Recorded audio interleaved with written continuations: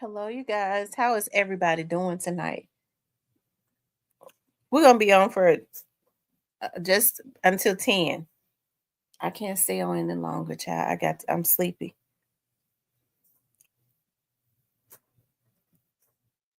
I'll let you all start getting the I see they're just starting to send out the notifications, okay? Let's see who's gonna be the first up in here tonight. Who's gonna be the first up in here tonight?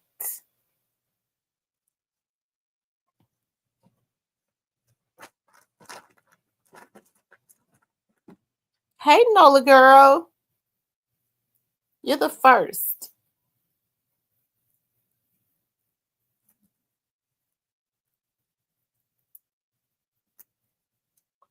Hey, Mr. Parker.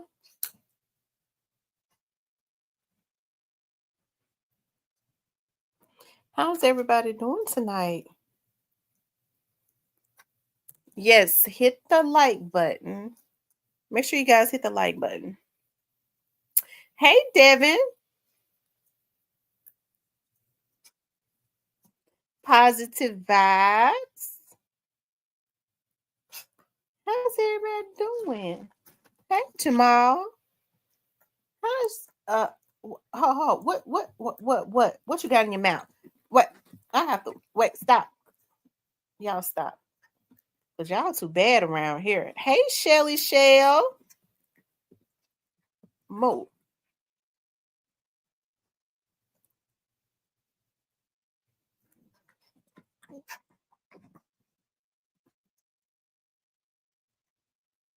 How's everybody doing tonight? I hope you all are doing good.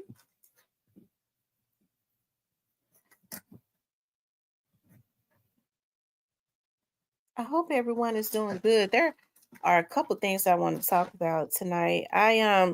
It's funny because hey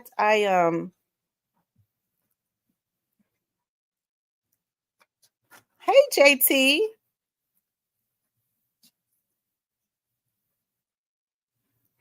Y'all, it was such a beautiful day today. Oh my God, it was such a beautiful day. And I just wish the weather could stay like 70 all year round. It was so gorgeous. Oh my God. It was so gorgeous.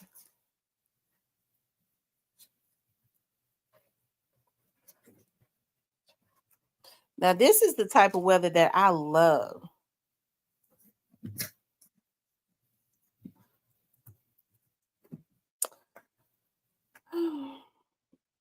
Yes, I wish it could be 70 all year.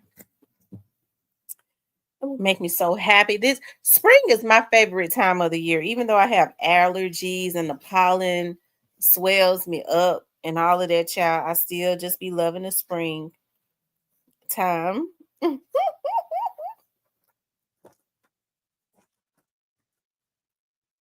What you doing, boy?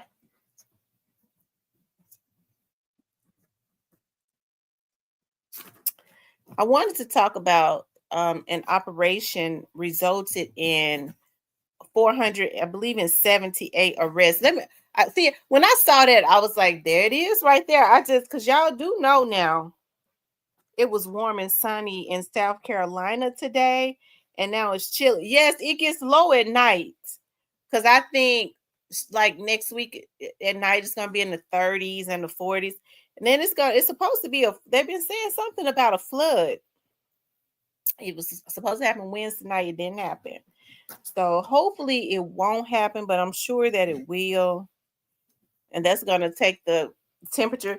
But you know what? A lot of times around our area, we've skipped spring and just went straight into the summer.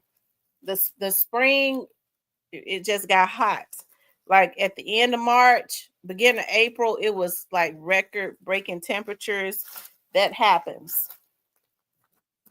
I don't want to skip the spring. I want to go into I want to have the spring weather. Hey CK. Okay, you guys. I wanted to talk about a story I saw. I found this extremely interesting, and I'm gonna talk and we're gonna talk about this. In Louisiana, except what part of Louisiana are you from, Devin? What part of Louisiana are you from? I got people in Louisiana. I have friends down there.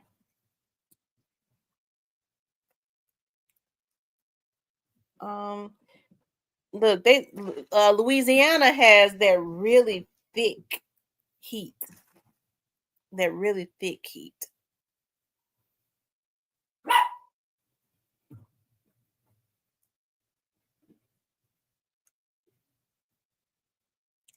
Shoot, I was just saying, I was like, Lord, I think I might have to go on back to my braids. Hey Paula. How's everybody doing tonight? I'm so happy to see y'all. Y'all do know we went into the members, the platinum members. Okay. It was 65. Oh, okay. What part of Louisiana are you from? I think Shreveport, Louisiana. You're from Houma. I think that's how they pronounce it. Am I pronouncing it right, Houma? Because when I drove to Louisiana one time, I went to Baton Rouge, and I think I went through when I got out of Jackson, Mississippi. I think I went into like Houma. I think that's what you call it, Houma. I think that's one of the cities that I drove through. I couldn't believe I drove to Louisiana. It was so it was so therapeutic though. It was so therapeutic. Um anyways, you guys, there was let me get to the story. Hold on. Of this massive, hold on, you guys.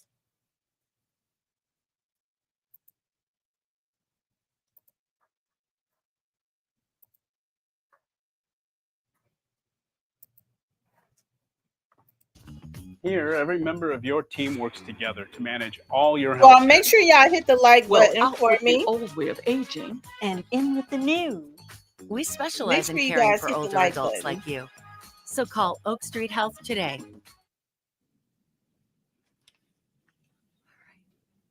All right. Good afternoon, everyone. Thank you so much for coming.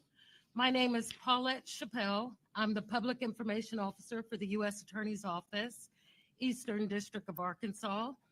And today, you will hear from U.S. Attorney Jonathan D. Ross, as well as U.S. Attorney Clay Folks from the Western District of Arkansas.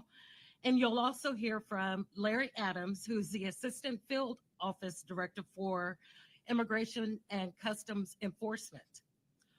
One of the priorities of the Department of Justice is the cooperation among federal and state agencies in removing illegal immigrants from our country and combating violent crime.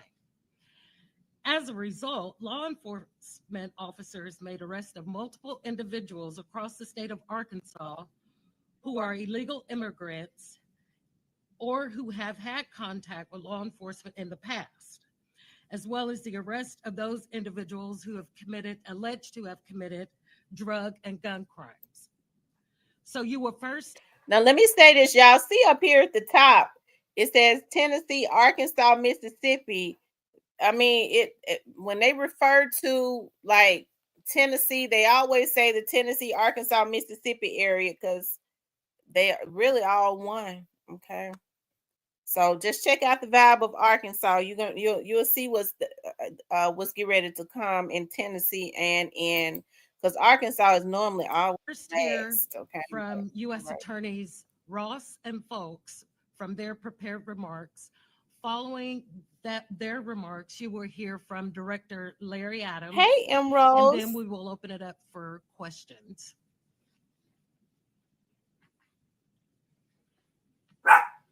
Good afternoon. I'm Jonathan Ross, U.S. Attorney for the Eastern District of Arkansas. Today, we are announcing the results of Operation Enforce and Remove, an operation over the past 3 weeks, which is the largest collaborative law enforcement effort to enforce immigration laws in Arkansas history. A statewide operation that resulted in the arrest of 219 illegal aliens who unlawfully entered the United States, as well as an additional 253 individuals charged with various crimes to include sexual assault against a minor, aggravated assault, drug distribution, and various firearm offenses. Also, the seizure of nearly 15,000 pounds of illegal drugs worth millions of dollars to include fentanyl pills, fentanyl powder, methamphetamine, cocaine, marijuana, and 43 guns. This arrest operation involved every federal law enforcement agency operating in Arkansas, as well as the Arkansas State Police and the state's 19 state drug task force offices. These 219 aliens who had illegally entered the United States are from the following 23 countries: India, Laos, Vietnam, Mauritania, Serbia, Jordan, Lebanon, Egypt, Nigeria, Belize, Venezuela, Colombia, Peru, Bolivia, Chile, Nicaragua, El Salvador, Honduras, Guatemala, the Dominican Republic, Cuba, Mexico, and the Marshall Islands. On January 21st, the Department of Justice issued a memo to all department components to include all 94 U.S. attorneys' offices, the DEA, the FBI, ATF, and the U.S. Marshals, instructing each agency to partner with the U.S. Immigration and Customs Enforcement to focus our resources and attention to immigration-related investigations and prosecutions at the federal, state, and local level. The memo outlined policy changes in response to the President's Day 1 executive orders and provided guidance critical to the department's mission to combat three of the most serious threats facing the American people. First, cartels and other transnational criminal organizations, which have created unsafe borders and huge flows of illegal immigration in violation of United States law. Second, brutal and intolerable violent crime by members of these organizations and illegal aliens. And third, the fentanyl crisis and opioid epidemic that are poisoning our communities and have inflicted an unprecedented toll of addiction, suffering, and death. Because the Justice Department must work to eradicate these threats, the U.S. Attorney's offices in Arkansas, along with each of our federal law enforcement partners, will continue to prioritize working with U.S. Immigration and Customs Enforcement to aggressively enforce the immigration and violent crime laws enacted by Congress. When these efforts are combined with our partnerships with our outstanding state and local law enforcement officials, we are confident that this first operation will lead to additional successful operations in the days ahead.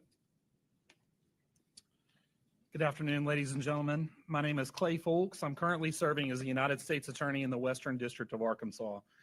At the U.S. Attorney's Office in Western Arkansas, we remain steadfast in our commitment to pursue our goal of maintaining Western District of Arkansas and making it a better and a safer place for the citizens of Western Arkansas.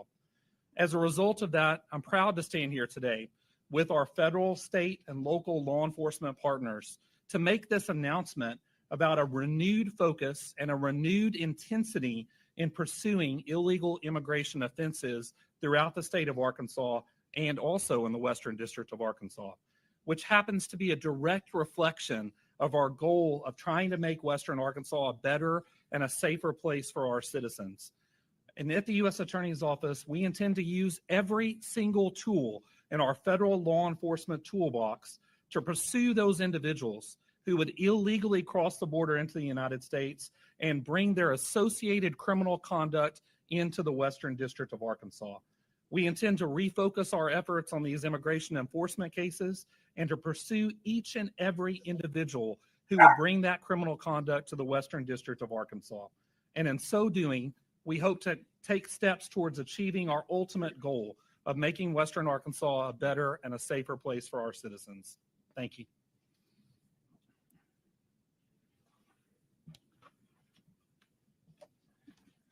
Hey, Letitia. Good afternoon. I am U.S. and Customs Enforcement Assistant Field Office Director Larry Adams. I would first like to thank the United States Attorneys, Jonathan Ross and Clay Folks. Their immeasurable support to our ICE team, as we would not be successful without you all. I would also like to thank all of our federal, state, and local partners standing here behind me for the work that you do every single day. We are here today to discuss the significant progress Arkansas has made in immigration enforcement through a comprehensive, collaborative, and whole of government approach. On January 22nd, the Acting Secretary of Homeland Security signed into effect a memo granting the Department of Justice and law enforcement agencies within the Department of Justice the authority to investigate, locate, and apprehend aliens using Title 8, Chapter 12. Now, I didn't think that they could call them aliens, but let me just say this, okay? Arkansas, how should, okay, let me see how should I say it? Arkansas won't even put no money into their damn state. But they're arresting, I guess they're saying they're arresting aliens, right? I tell you, listen, Tennessee and Arkansas and Mississippi are three of the same, okay? And Arkansas's laws has always been a little different. They've always been extremely let's just say their laws are very antiquated. I don't know if they've been updated because they don't really do a whole lot as far as putting money into Arkansas. Okay. But I remember a time where when they would be chasing, because y'all know the West Memphis Bridge, right? One side of the bridge is West Memphis, Arkansas, the other side is Memphis, right? And so when the Memphis police would be on a chase, they would stop, right? Shit.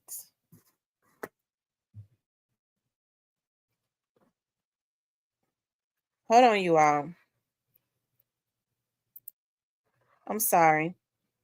They would stop right before they got over on the West Memphis side, because West Memphis laws are a lot different.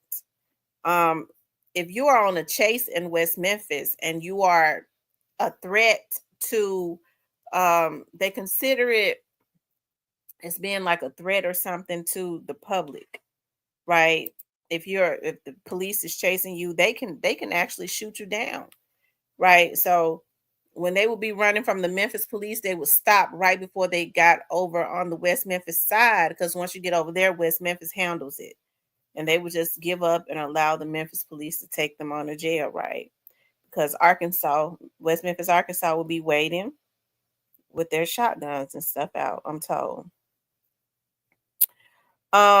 So I mean, that's how the state of Arkansas is. Even though it's antiquated, it's way more, it's different.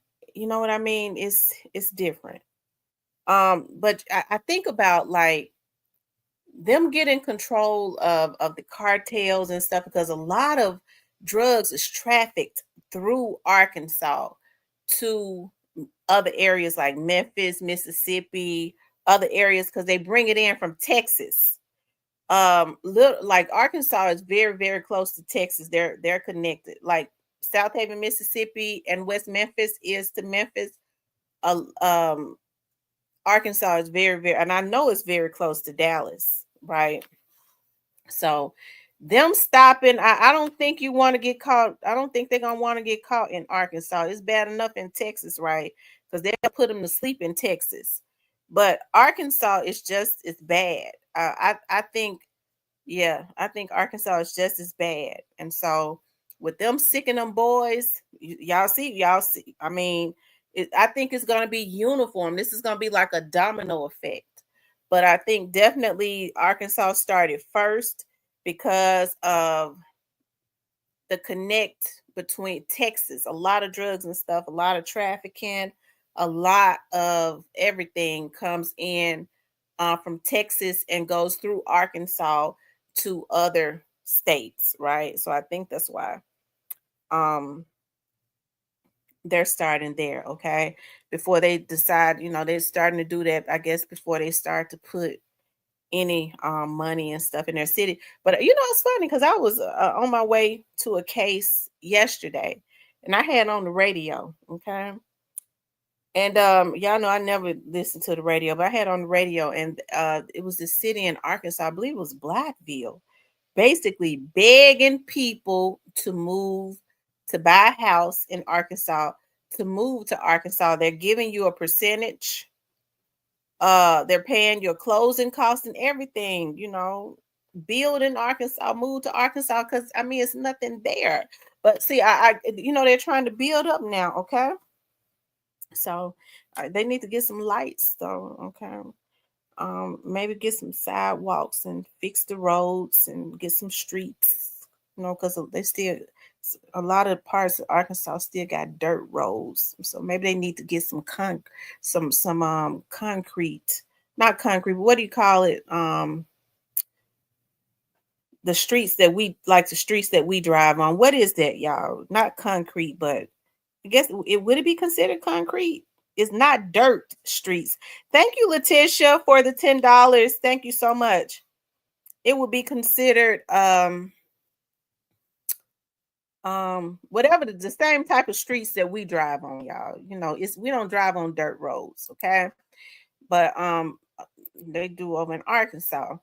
So I guess they felt like rather than put in some money back, asphalt, that's what it is. Thank you guys. Thank you, Mr. Parker. Thank you, Kenny. That's what it is. Okay. So I guess they felt like this was extremely necessary, because I think what the target is, like I said, they come through Arkansas. They bring a lot of drugs and stuff through Arkansas from Texas. Okay.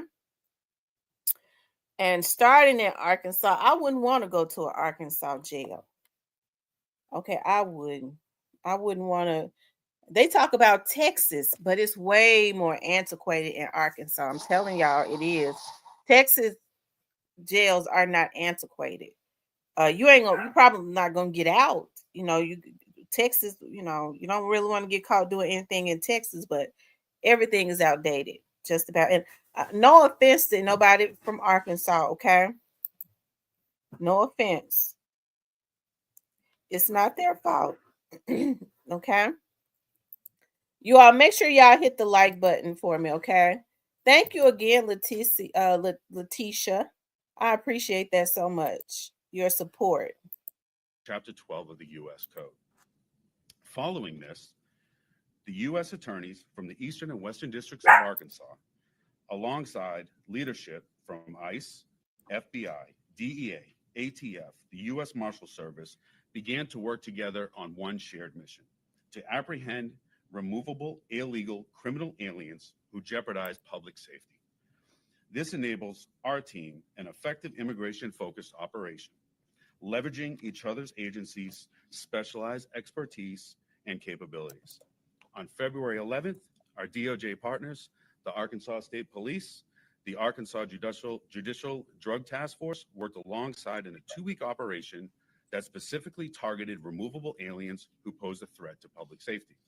In closing, I want to send a clear message. We will continue to use every tool, available resource to identify, locate, and apprehend those criminal aliens that pose a threat to public safety. Our enforcement efforts are unwavering, and our dedication to protecting our community remains stronger than ever. Thank you.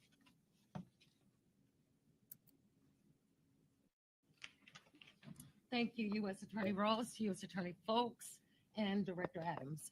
At this time, we'll open up the floor for questions. So there were 219 illegal aliens arrested, and then you mentioned 253 people charged with crimes. Are those people who are here legally? I'm not sure what. Sure. So the 253 is a separate group of individuals who are here lawfully, who've also been arrested for crimes that the state's 19 drug task force offices have been working on in the past several months to conduct a major enforcement operation. I appreciate that. That helps clarify. My question was, know the numbers of 219. How many are actually accused of violent felonies? How many non-violent felonies? How many misdemeanors? And how many citations? Can we break that down? Specifically, I don't have that. If you'd like to formally request those numbers, I'll be able to give that. I can reach out to our public affairs office and we should be able to provide you those numbers. If it's possible, get those. Shut down removal operations, at least in the state of Arkansas. I can't speak for the rest of the country. Community who was here unlawfully. Not only did they have to satisfy the requirement that the person that they were seeking removal be a person who was convicted of an aggravated felony, they also had to have the conviction documents certified from the courts in hand within 6 hours of the request. Our assessment is that this protocol essentially shut down removal operations, at least in the state of Arkansas. I can't speak for the rest of the country. And so part of what we're seeing here in these 219 arrests since February 5th are persons who would have been removable today who could not have been removed under the previous administration's policy. And so the fact that those records have been created related to their presence in the United States unlawfully, and they've come into contact with law enforcement for a number of reasons. It could be for DWI, domestic battery. It could be a traffic offense. If they, witness to, correct. I mean, that I don't know if the people in this 219 include that fact pattern, Dale.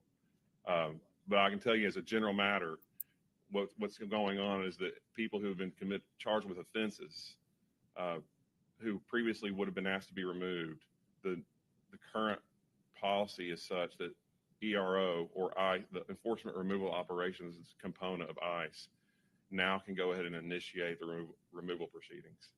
And so the drug task forces have been working with their state and local partners to go back to previous removal requests that were denied and allow that to take place.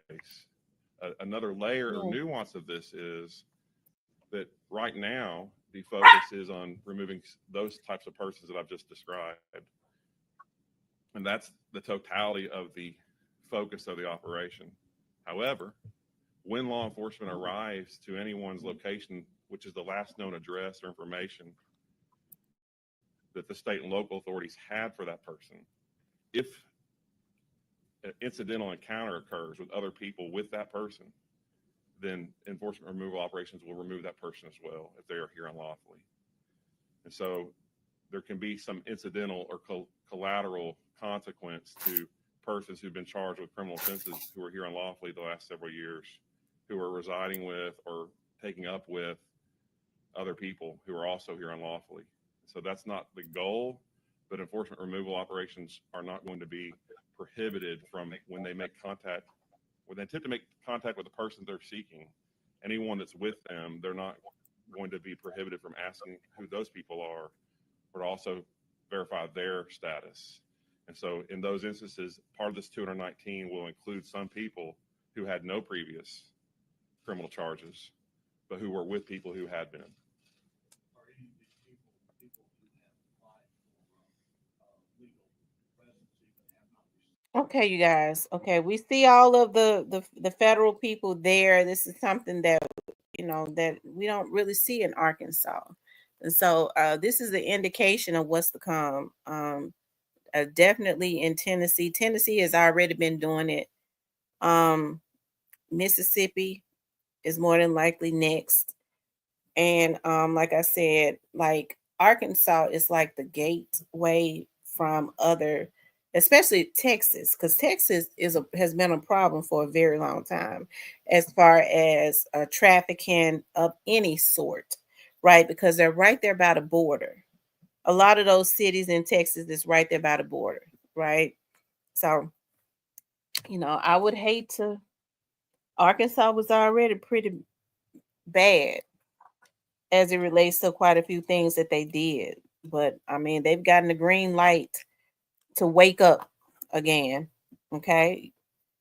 They've gotten the green light to wake up again. I found that interesting. I think it's something that we'll get ready to start seeing quite a bit of other states. This happening in other states, right? Memphis has been doing stings all along, right? You see them do them all throughout the year, but they went and got 500 people. That was extremely massive, right? That was extremely massive. Yeah. Also, I wanted to talk about, let's talk about that for 30 minutes. I wanted to talk about, it's funny because I was going to talk about this when I saw this the other day, and I tuned into the twins for a few minutes last night, and I saw that they was talking about it. I said, look at this. About but they're from out of New Orleans, right? They was talking about baby. And I had seen this on Sandra Rose, and I found it interesting the other day. I was like, wow, looking at baby on stage. I don't know. I don't know what these guys do. I don't know if they're drunk or high or tired or what. But I found this story interesting, right? Hold on one second. Let me pull it up.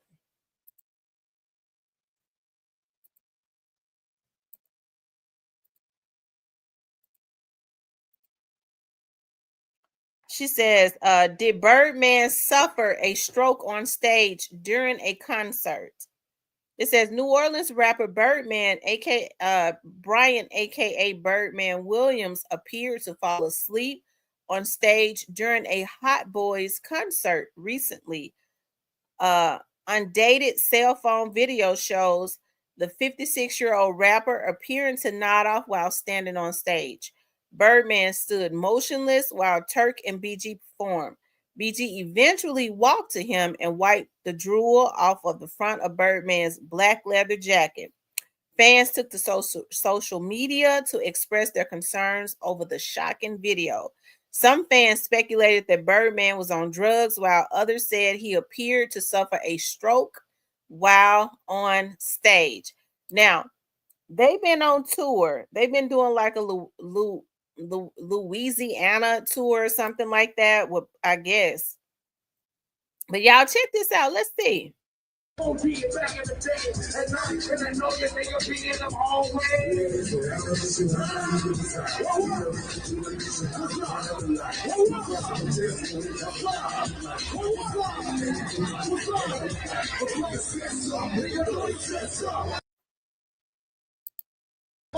Back in the day, at night, and I know that they'll be in them always.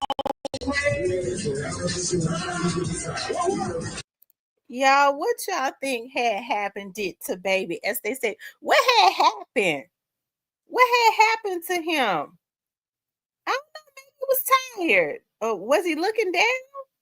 But BG seems, I don't know. BG started wiping him down, trying to stimulate him again, as if he had fallen asleep. I've never seen people be able to fall asleep standing up like that. I think he would have fell down or something. But what do you all think happened? Like I said, when they on those tours and stuff, they be drunk, they get high a lot.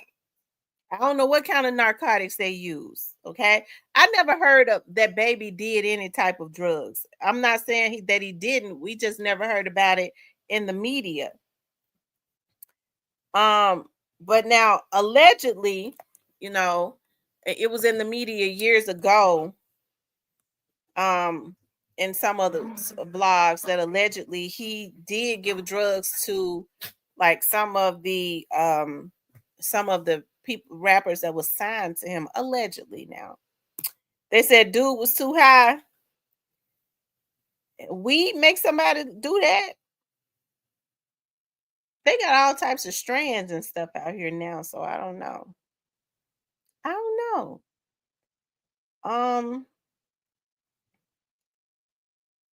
don't know.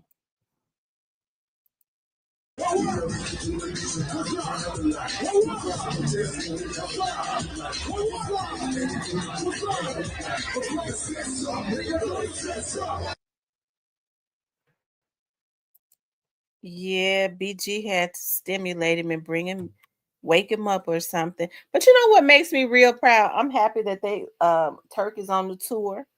I'm proud that Turk is on the tour, and I'm happy about how, because remember BG used to be in a bad way. I'm talking about as far as you could tell that he was on drugs. But looking at him now, how he looks all healthy and strong, and being in jail, how disciplined you could tell as far as the exercise and stuff. The dude, to be his age, I'm very proud of BG, right? Um, I think BG is still on paper, right? So I don't think he would be putting any type of narcotics, probably other than weed, if he's doing that in his system, right? They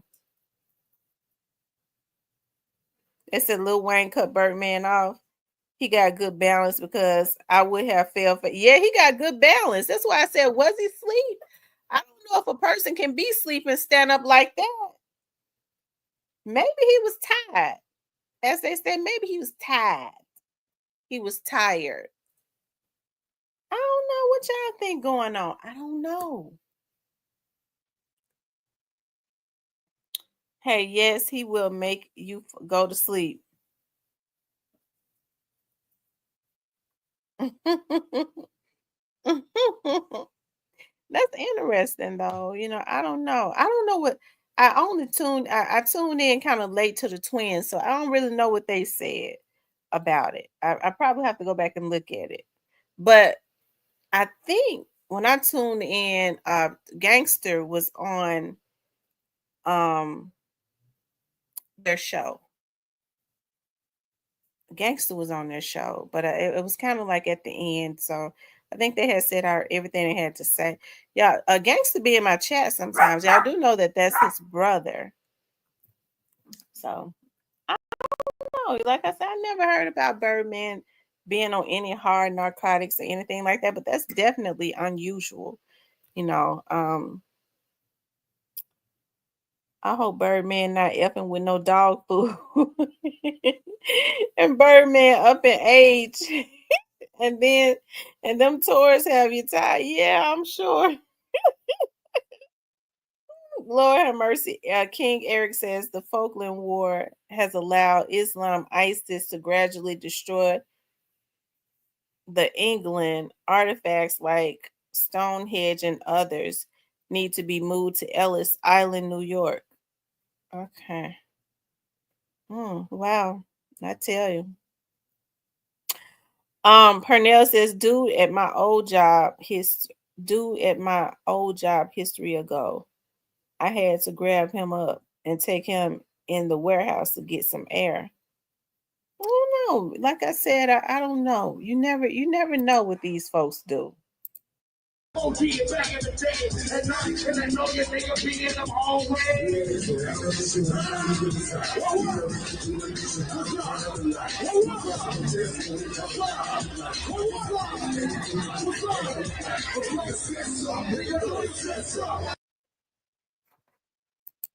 He didn't have a microphone in his hand. Maybe he fell asleep. Or maybe he was dozing off. I don't know.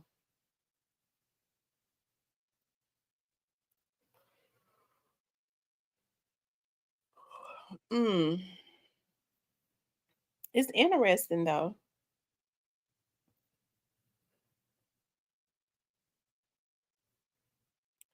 It said Lil Wayne was high.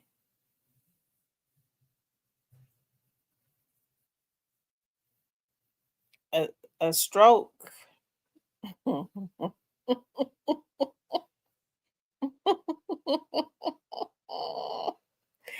I don't know. It don't look like he suffered a stroke to me.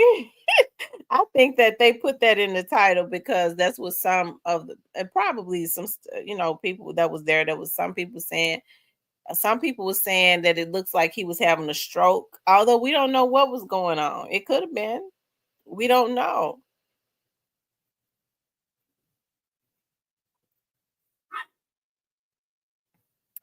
I'm happy they're on tour though. They seem to be doing good. Like I said, I'm happy that Turk is on the tour. But I think that that's Lil Wayne's tour. I think isn't that Lil Wayne's tour? They said Birdman did not know his words to the song, and Lil Wayne was laughing at Birdman.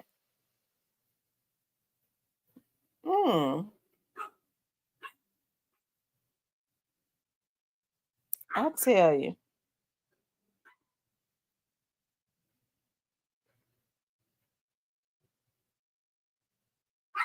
Oh, it's a Hot Boys tour. Okay, I thought it was like Lil Wayne's Louisiana situation.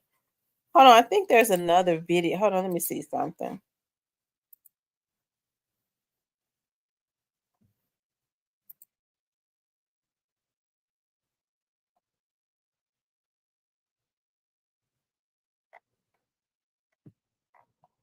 Let me see if I can find it.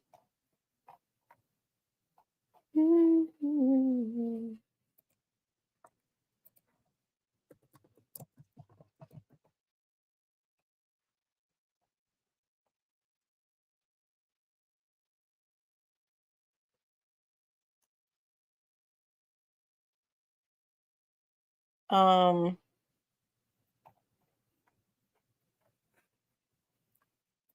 hold on, you guys. Oh shit.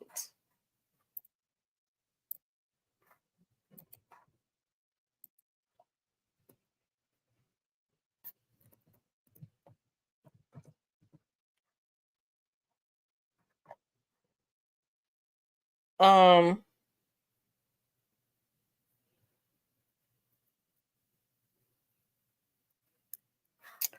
I don't know. I was looking for something else. I couldn't find it. But hey, I don't know. That's what the article read. It for me, it don't look like he was having a stroke, but he definitely looked like I can't say he was asleep because he would have fell face first, like somebody said. If he was asleep, he would have just went ahead and just fell, right? Um, maybe he was just tired or something, high, drunk, maybe. This said Birdman was like Turk did nice years, and Lil Wayne cut Birdman off.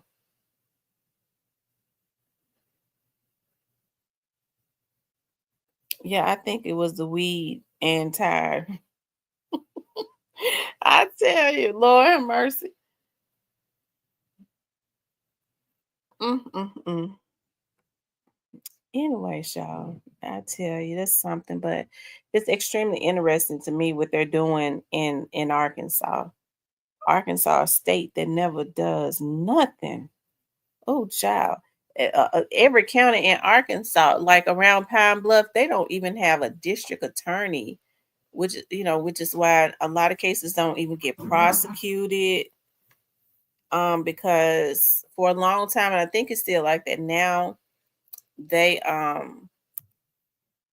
they use the district attorney in Helena or Little Rock or something. I'm like, wow, how in the world can that district attorney is supposed to be able to prosecute all these cases in other counties when they should just get a district attorney? Um, I just feel this way. It has nothing to do with the people. I just feel like a lot of the politicians don't put the money in Arkansas. And remember, Bill Clinton was the governor of Arkansas. He ain't do a damn thing either. But I'm gonna tell you what he did do. Him and his brother sold a lot of dope. Okay, they sold a lot of drugs. So that's what they did. Okay, they sold a lot of drugs and they put a lot of um drug dealers in jail. Okay, so that they can corner the market. Child, I'm telling you. Um, Devin says you had it right the first time.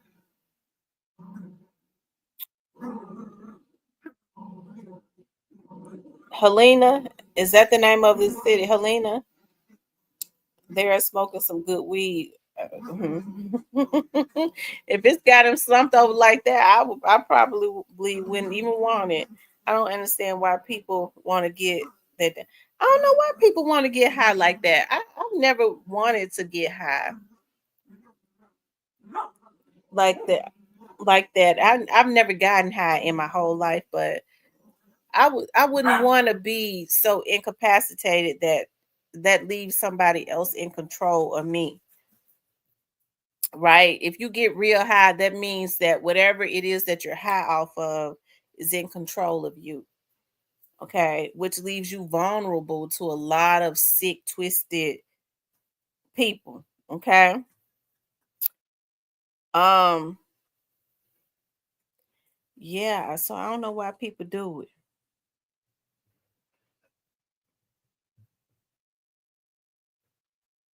But y'all, this thing is gonna be interesting. It's really got my attention. I'm gonna watch it. What they're doing in Arkansas, they just went and made 500 arrests. Oh Lord, don't get me started. They just went and made 500 arrests. They're talking about aliens. They're so antiquated. They're saying aliens. Isn't it supposed to be immigrants? They're saying aliens.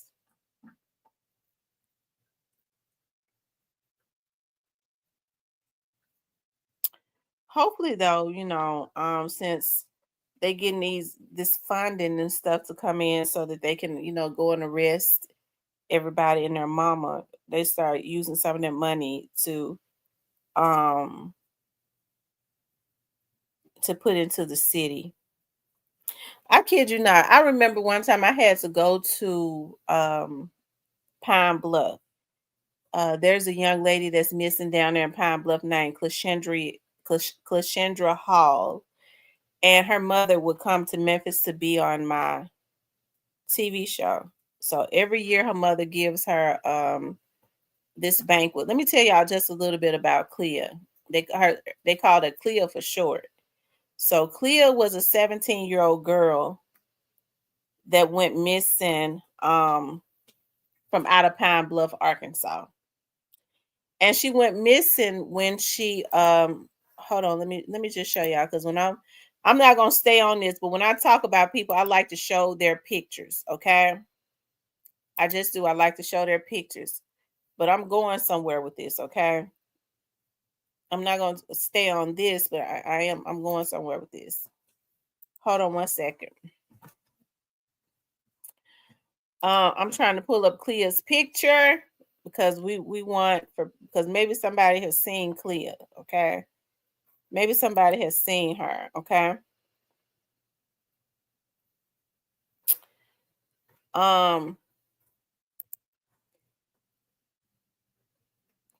What they said, he was tired. That's what it was. I mean, somebody just said he's 58? So he's 60 years old. So, I mean, he got enough money to get in shape. He do. He got enough money to like get in shape. But I mean, evidently he did not do that. Okay. Because 60 years old, I guess when you up on stage and you rapping and you screaming and you have an adrenaline rush and you drinking and you smoking, that could really make your body crash out, right? But anyways, so Pound Bluff, Arkansas, right? So anyways, that's Clea's mom, right? A really nice lady. Clea's mother, Clea went missing when she was 17 years old, right? And what ended up happening was her mother, some friends of hers that she went to high school with, asked her if she would like to work for a man that lived around the corner. Now, we went to Clea's mom's house. And so the man, we drove past his house. He still lives there. He was a doctor. For some reason, he wanted these young girls after school. He offered them after school jobs to come to his office, which his home office, and do paperwork, right? Which was out in his garage. So Clea's mother felt like it would be okay for her to Clea's mom felt like it would be okay for her to go and work for him because Clea friends that she went to school with was already, working for him. Okay. So to make a long story short, Clea goes and she works for this Dr. Amos, Larry Amos. Okay. Lives directly up the street from her mom's house. You go down the street, turn to the left, and he lives right there in the same neighborhood. And so Clea's mom had been taking her and dropping her off after school Clea had gotten a scholarship to go to Tennessee State University, to a full scholarship to be in their pre-med program, right? She wanted to be a pediatrician. So Clea was wanting to make some extra money. So these girls that were supposedly her friends was like, well, you know, we know Dr. Amos and we're getting ready to quit, which was a red flag. And he says, before we quit, we got to find somebody else to take our place. Now, let me just put a mark right there. Who gives a damn as a teenager if you quit a job? Because I quit jobs when I was a teenager, and I didn't give a damn if they had nobody or not. Okay. But these girls had to find him another girl to come and work in his home office. So she was working for him for a couple months.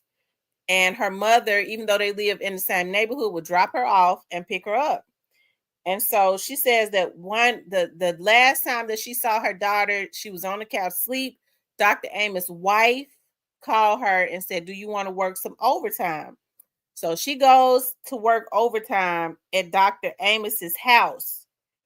And her mother said she dropped her off, and she said she normally picked her up in like 4 hours. So when she went to pick her up, she called Dr. Amos. She said she fell asleep because her daughter normally, her mama is a registered nurse in Arkansas.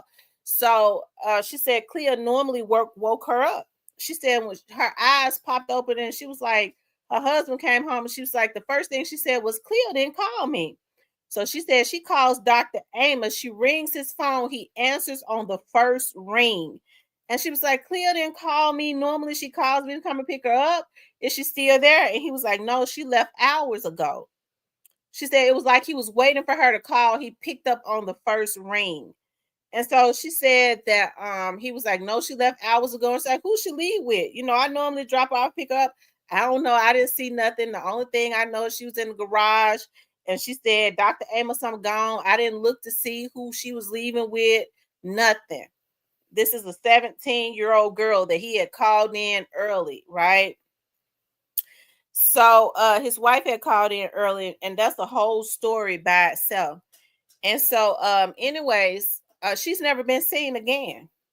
So Dr. Amos immediately lawyered up. Now, Pine Bluff, Arkansas, it was way more antiquated in 1994. Pine Bluff, Arkansas didn't have a district attorney. Even then, he immediately lawyered up, and the police department totally backed up off of him. Right? They totally backed up off of him. And so Clea's mom says that she asked him, you know, can we come into your house so that we can see if she left anything? He said, no, you can't come into my house. He never allowed them to come to the house. They didn't get a warrant to search his house. He would not let the police come in. So they start searching for Clea. The very next day, he left and went to Dallas, Texas. While a 17-year-old girl that was his employee, everybody in the neighborhood searching for her, he leaves and goes to Dallas, Texas for a few days. And then when he comes back, he starts putting down new concrete in his driveway, fresh concrete in his driveway. Okay. That's what he did. So then down through the years, he bought all of the houses around them. He bought the house on both sides of him, and all of the houses that would be around his backyard. He bought all those houses. So when we went to Pine Bluff, because we was going down there quite frequently, the only place that he couldn't buy that would be connected to his backyard is the church that's on the side of his backyard. He's tried to buy the church, and the church wouldn't let him buy. He wants to buy all the houses around his backyard because I don't mean no harm. And I think Miss Hall is a beautiful woman. She's so spiritual. She's very calm, and she says, "I gotta be calm. I have to be calm and able to get through this." Her daughter was been missing since 1994. Okay, with a bright future, a Black girl that had gotten a full scholarship in a pre-med program. I be hating to say this to parents because she says as long as there is nobody, she believed that her daughter, after all these years will walk through that door, okay? And I want for her daughter, I would love for Cleashindra Hall, that has been missing since 1994, since she dropped her off at Dr. Amos' house. I would love for her to walk through her mama's door. But the fact of the matter is, she's probably not going to ever walk through her mother's door, because when she went into that house, he had his wife, who he beat regularly, to call her in early so that he can do whatever happened. Okay. I believe that it was sexually motivated. She was a 17-year-old, tall, petite, pretty girl. His wife, he always beats into submission. He never lets her go outside. And she'll never say anything. So let me tell you what happened. So when we was going to Pine Bluff, me and some more investigators, we decided that we was gonna see something. Okay, so anyways, when we got to Cleashindra's mom house, okay, we was interviewing, different people, like, the neighbors and stuff. And so nobody really wanted to talk except for this man across the street, this black man. And he was like, the police was called to that house recently. I said, really? He said, yeah. He was like, police was called. His wife, he beat his wife up so bad, she ended up calling the police. Now, this son of a bitch is 70-something. He's still over there beating on his wife. So anyways, he was mad. His first wife, he tried to kill her. So I found out who his first wife was. And I give her a call and I'm like, I tell her, I'm a private investigator. Me and some more private investigators are trying to, just reignite a flame as it relates to the Cleashindra Hall case. And the lady freaked, y'all hear my right hand to the Lord on my daddy's grave. The lady freaked out. When I tell you, I don't know anything. I said, ma'am, wait, please, ma'am, calm down. She told me I was trying to run. I said, ma'am, I'm not accusing you of anything. I said, I just want to ask you, do you remember anything? That lady freaked flat foot out and told me I was trying to stroke her out. Okay. She told me you trying to stroke me out. When I tell you she went into a full-blown panic attack, she said, how did you get my number? I said, ma'am, I'm a private investigator. I can get anybody's number, okay, if I want it. You're trying to stroke me out. I don't know anything. If I have kids too. If I know he did anything to that girl, I swear to God, I would have said something. I don't know nothing. I mean, when I tell you she was screaming to the top of her lungs, and the only thing I said was, we are investigating the Cleo Hall's case for her mother. We're just reigniting the flame. And I'm calling you to ask you, do you remember anything? And the lady stroked flat foot out. I kid you not, that lady was screaming. So I was stressed out when I got off the phone with that damn lady. I was stressed out. Okay. So I found out of how he used to beat this lady. Okay. How he can beat this lady. How he tried to unalive her, and she ended up throwing some hot water on him and escaped and got out of the house and never went back. Okay. After that, he married the poor lady that's in the house. Now, the lady that's in the house with him now, she knows what happened. So anyways, I ended up calling him, okay, because I wanted to try to get an interview. Nobody has ever interviewed him. So I get his number and I call him. And I when I tell you that man went in on me, that is a old arrogant bastard. Okay. When I tell you he talked to me like I was a damn dog, and I had to take it because I wanted to get, I just had to take. That man talked to me so bad, it was ridiculous. And he stood up and told me, you sitting up trying to call me. What you need to be doing is trying to ask Miss Hall why she's sitting up dropping her daughter off at somebody's house. Now, this was his damn employee. I ain't mean to get into this, but I get mad when I think about how bad that damn man talked to me, and I had to take it. Nobody has ever did an interview with him, and I got the opportunity to have a conversation with him, and I had to swallow what he was throwing out at me to be able to talk to him. Okay. He said, what you need to be doing, if you say you're an investigator, what y'all need to be doing, instead of focusing in on me, y'all need to focus in on her mama and ask her mama why she fall asleep and then pick her daughter up. What kind of mama leave her daughter and fall asleep and leave her daughter at somebody's house late? What kind of mama drop her daughter off at somebody's house that she barely know? That's what that motherfucker said to me. Now, you solicited these girls to come and work for your motherfucking ass. And then he turned around and tried and throw it back all on her mama, said her mama was a bad mama. Because like any other mother, she thought it was okay.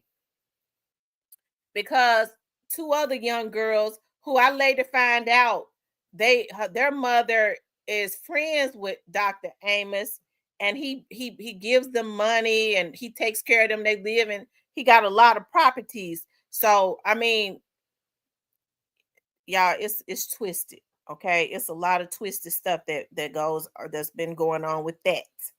All right, so I ended up talking to him, and he told me, he said, what you need to do is you need to go study the case. You can't have a conversation with me until you can tell me what you read in the police report. You go get all the notes, and then that's when you can have a conversation with me. I said, okay, sir. So what I did was I got off. I said, okay, because I wanted to say I want to cuss him out so bad I couldn't cuss him out. So I said, okay, sir, that's what I'll do. So I called somebody, some real old police reports. It's like, yeah, I said, pull them reports for me and scan them and send them to me. So I kid you not, within like 2 hours, I had gotten them and I read over them. And then I called him back, and he had changed his number, y'all. He had changed his number. So what I did was I waited, and then I reran this. Okay. So I waited, and then I waited about a couple hours, and then I got that new motherfucking number, and I called him back. I said, Dr. Amos, you told me to call you back. And when I tell you, he was flaming mad. He was flaming mad. It was almost like, bitch, how you get my new number? He was screaming at his wife. He was mad. The audacity of me to call him and ask him about a 17-year-old girl that went missing from his house in 1994. He want to blame his mother. This was his employee. This girl worked for him. So the audacity of me to call him and ask him, will you give me an interview since you never gave anybody else one?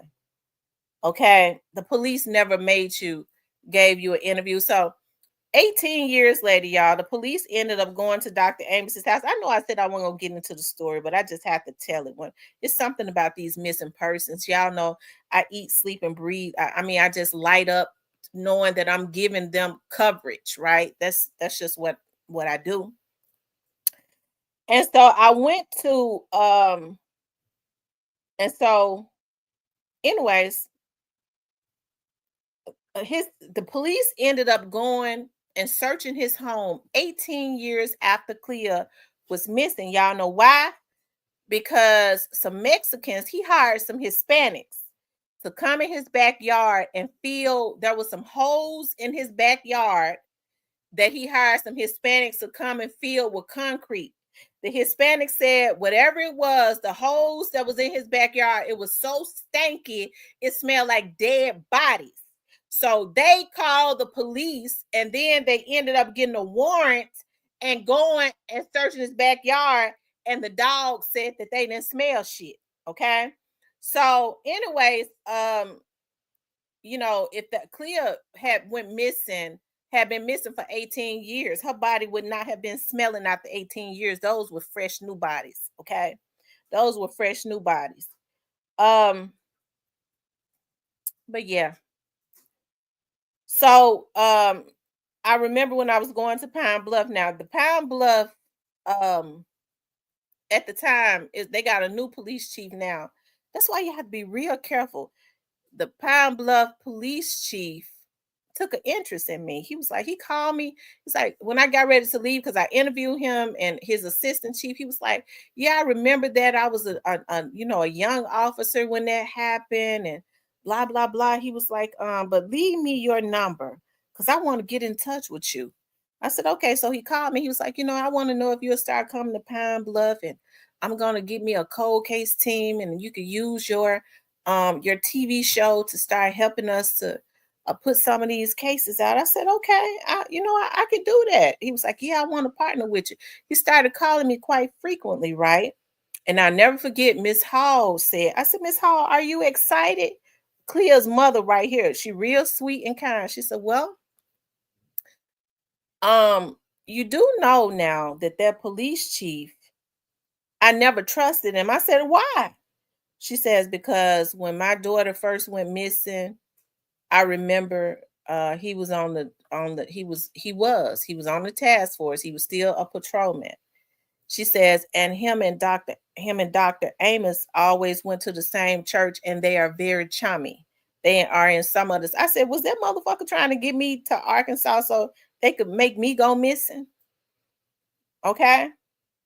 So after that, I ain't really want, that the mayor didn't keep him. Okay. She didn't keep him. He gone on somewhere. Okay. And maybe he had good intentions. But when I would talk to him, I started thinking about when I would talk to him about Dr. Amos, he wanted to brush over that. He really wanted to brush over that. But anyways, I think her case is solvable.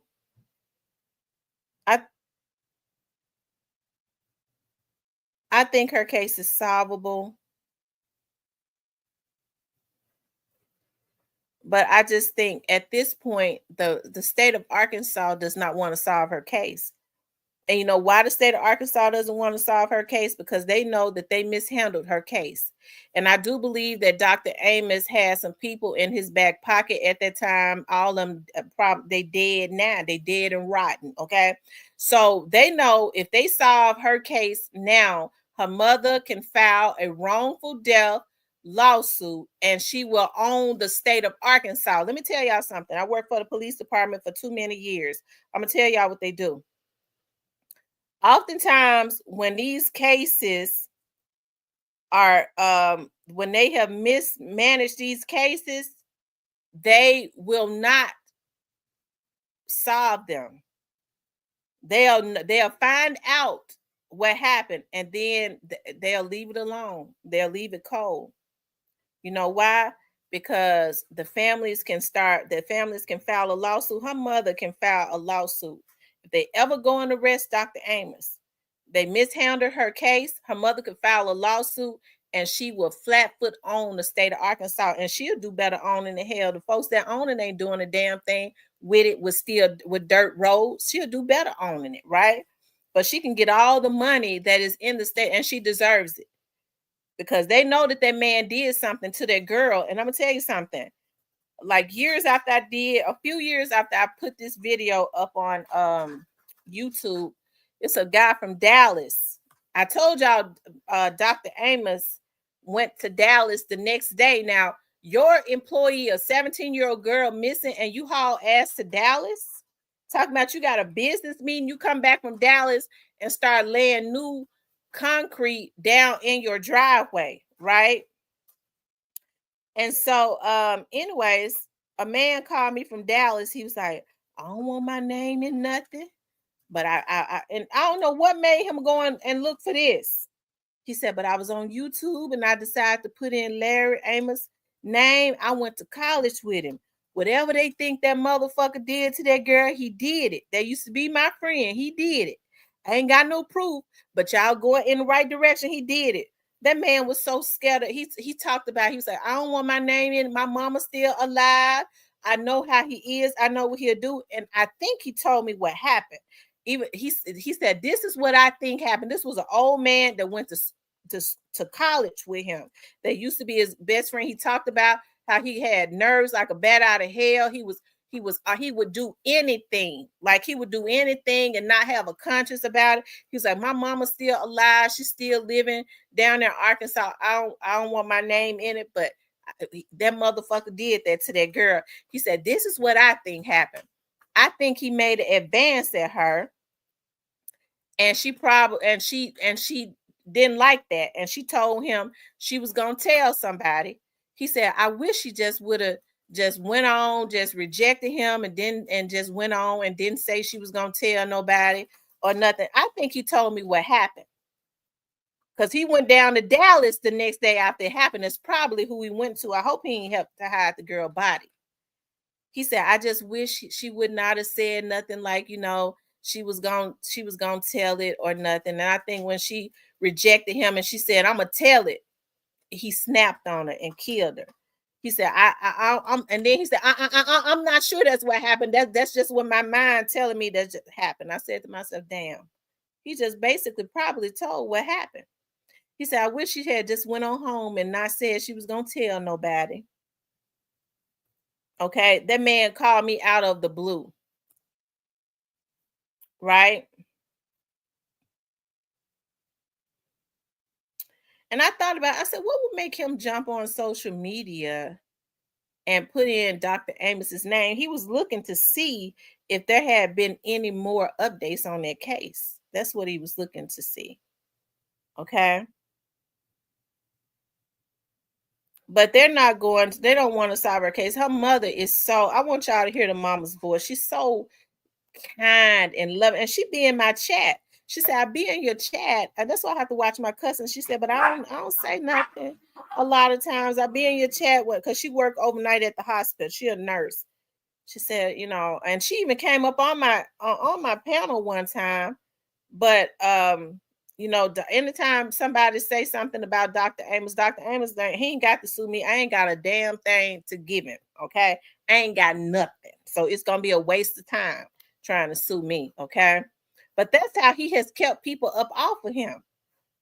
Hold on one second. I want y'all to hear a voice. Initially, yeah, this is true. They did not cooperate. And it's just so happened that when I joined an organization called Team Hope, I met John and his wife. And so because they didn't have all the information that they needed, they kind of talked about her, showed a picture and kind of said she was missing, but they really could not do a story because they didn't have all the information. Because the police wouldn't cooperate with them. Well, I don't know if they didn't want to bring light to maybe how they initially investigated the case. And I think, maybe over the years they have gotten better in trying to do things. But, in any case, it's the initial investigation that can make or break a case. Because when I saw that. And let me just say this. I think Ms. Hall is so sweet, but she doesn't want to say anything bad about the police department because they feel like this is all we have. We don't want to piss the police department off because if we do, then they may never solve it. But it's been, if she went missing in 1994, has it been 31 years? It's been 31 years and they haven't did a damn thing.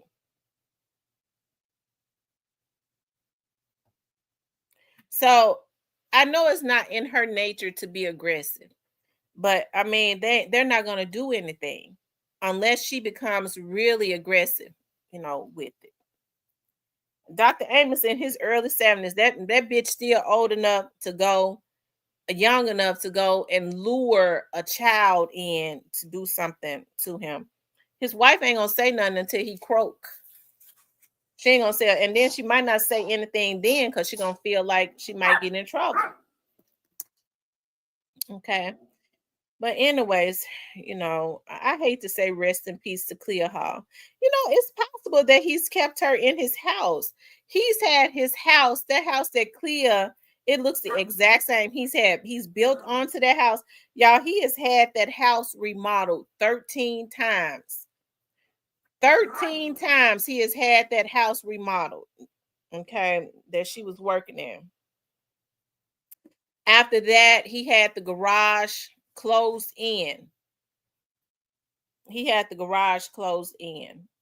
Okay. He lives in Pine Bluff, Arkansas.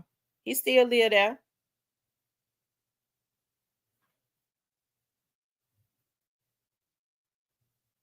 Like I said, I think the anonymous man that called from Dallas, told the story of what happened. He said, "This is my opinion. This is just what I think. I think he came on to her. He made an advance at her." He said he was real insecure. He used to, when we was in college, he used to like become really insecure. He was scared to talk to girls because he was scared of rejection. And whenever he was rejected, he would like go into a like a rage. He said, "I think he came home to her and he made advances and she rejected him." And he said, "I think when she rejected him, he may would have been okay with her rejecting him, but I think she said, I'm gonna tell somebody." She was gonna tell her mama and them. And he said, "I wish she had just left and went on home and not said that she was gonna tell anybody." He said, "But I think that's what happened." And he flipped out and killed her. And so he stood up and he talked about why her mama didn't answer the phone. Hey, Trey Gang Production. He sit up and talk about why her mama didn't answer the phone and all that. See, she might have got upset and called her mother. That's why he said, "How come my mama, what kind of mama don't answer the phone, leave her daughter out?" Her mother fell asleep. And so, it could have been as he started thinking about it, because she might have jumped on the phone to call her mama. As she started thinking about it, he got to thinking about, I'm going to kill her. But he probably just flipped out and did it right then and there. They called her in early that day. He had his wife to call her and ask her, did she want to come in and work overtime? Why he have his wife to do that? And that's the day she go missing. DJ says, under DA table money, keep this quiet, T-lady. People in Pine Bluff know what's up. For real, more than her came. Yeah, listen. Ooh, y'all, listen. Ooh, I'm going to tell y'all something. I think that man is responsible for a lot of, I'm telling y'all. So Miss Hall said that this lady had called her because he used to like to work at funeral homes when he was growing up. He when he was a teenager, they said he worked at funeral homes in Helena. He was originally from Helena. And so they said she said that this lady called her like right after Cleashindra went missing and was like, "I knew him from Helena. He did this before in like 1989 to a white little girl. He did this before in Helena to a white little girl."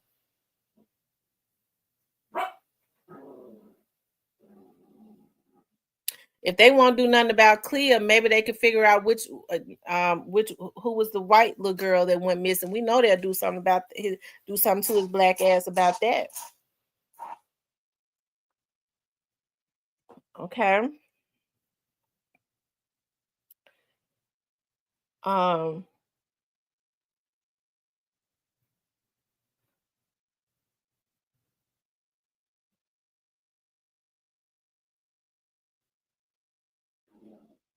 Said, man, Lil Rock was supposed to take the man out.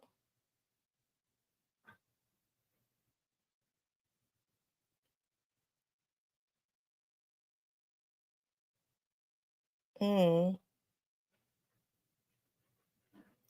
Hey, E-Baby.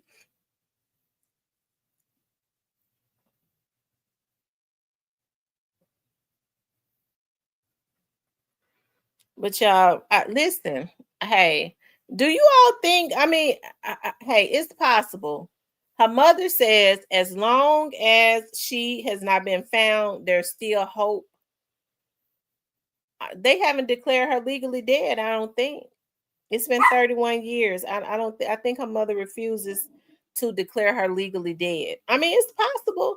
Maybe he got her in that house. You never know. Maybe he kept her and held her hostage. I don't know.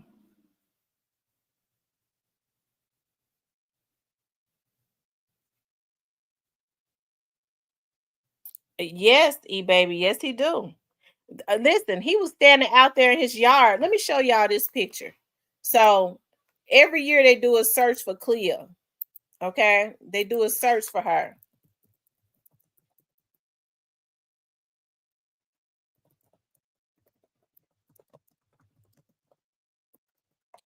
So every year they do a search for Clea.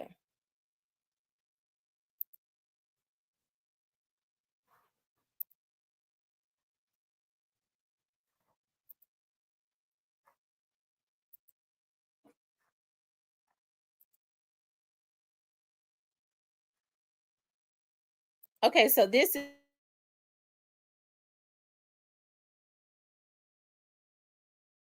house. That's his property next door. He ended up buying that house. That's next door to his main house. So he was standing there. They every year they get like the state of Arkansas, they get some volunteer workers with cadaver dogs, and there are some woods over across from his from in that neighborhood over across there. So every year they go into the woods, them and volunteer workers, and they start looking to see if they can find anything as it relates to Clea. They've been doing this every single year. So he was standing there at his what the hell happened? He was standing there in his yard reading the mail as they was over there with the search team looking for Clea. You see, I mean, unbothered. He ain't trying to help them. Nothing. With his, he ain't doing nothing. Just standing there. And so Clea's mom told me that after they finished, he said to one of the research, one of the worker, one of the volunteers that was helping them search over there in the woods, did y'all find anything? Y'all have any luck? So Clea's mom said she's always had to be, because her husband was ready to take this man out, because when she went missing, days after she went missing, they was putting up flyers of her all on the college campuses, on the school campuses, all everywhere in the neighborhoods, and they had got pictures of him going and taking the flyers down. And when they confronted him about why was he taking the flyers down and this girl is missing, he said, because y'all got my house on the flyer. Well, she was last seen at your house.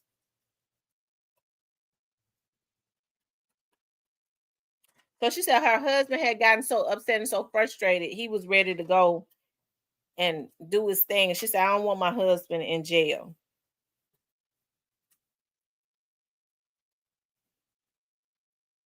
Now, he ain't dead yet. He ought to be.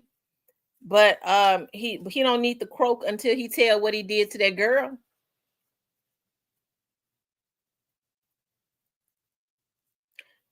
Even if she's alive, I'm sure there would be a lot of psychological problems if he kept her tied up somewhere for 31 years.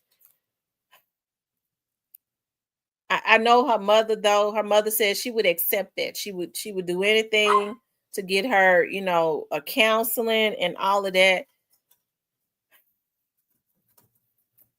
I mean, y'all, I guess I think about the man in Cleveland. How long did the man in Cleveland keep those girls? For 10 years locked up?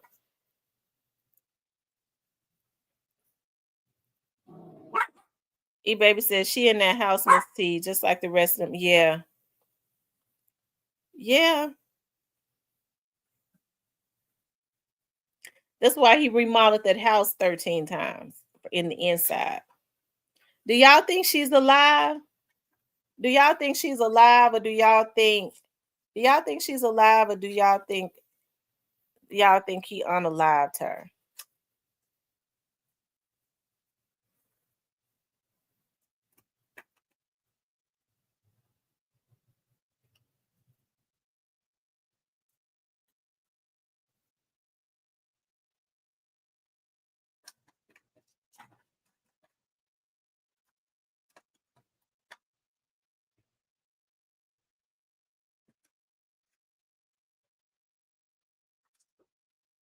Letitia says she thinks she's gone. Y'all, what do you all think happened? Why y'all think he killed? What do you all think happened? Pernell says she did not leave the house. I don't think she left the house either. I don't think she ever left the house either. Mr. Parker says no missing black woman ever has a happy ending, TT. That's true, Mr. Parker. I hate that for a mother so bad.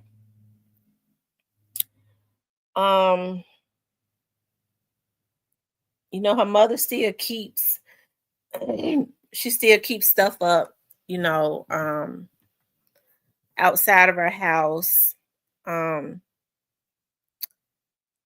It's sad. It really is. I hate that.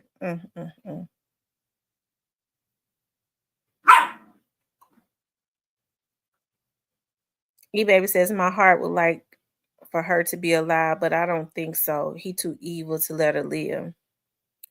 DJ Sipsaw says Pine Bluff is bad as Memphis when it comes to covering up things. Yeah, I agree. And they don't even have a DA.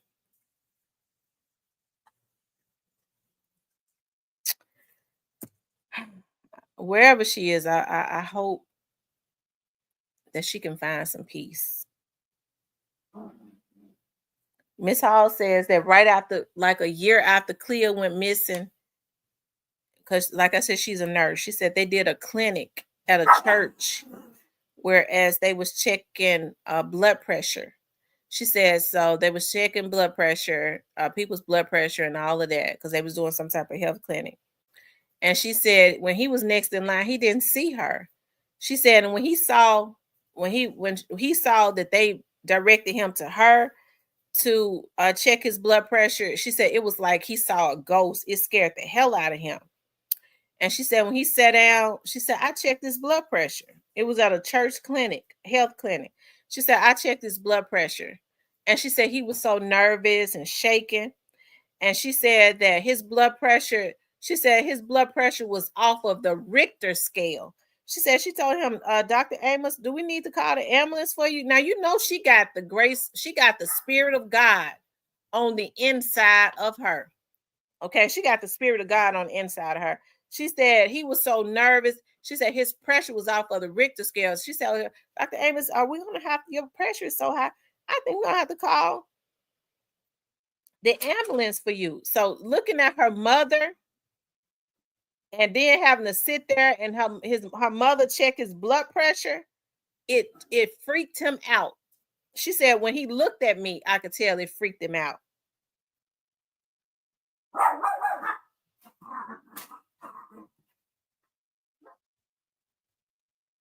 Yeah, his wife knows exactly what happened.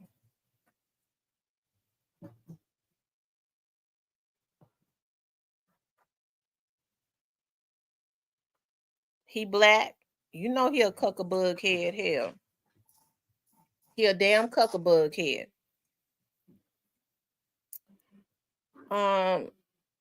T-Lady, all her organs have been sold, T-Lady. Oh, wow. They called her in early. He had his wife to call her in because Clea's mom said that Clea was only going to work for him another month because she had saved her money. And she was just saving her money so she could have the money when she went to college. She was going to work for him she was going to graduate. She was going to work for him up to graduation, I think. I think she went missing at the beginning of May and she was going to graduate at the end of May. So he knew she was getting ready to leave. So he had to go on and make his move.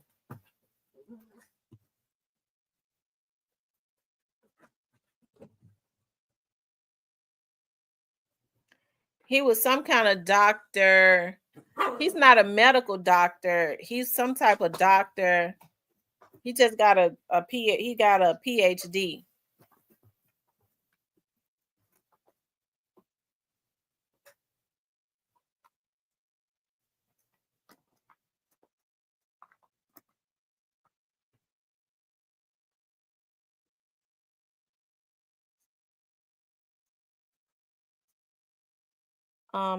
Mr. Parker says, This is an old case. DJSS organs on the black market wasn't as prevalent in the 90s. So I hate that, you guys. I do. I hate that so bad. I really wish that her family, her father has been, having issues. I really wish that that they could get some answers. I do.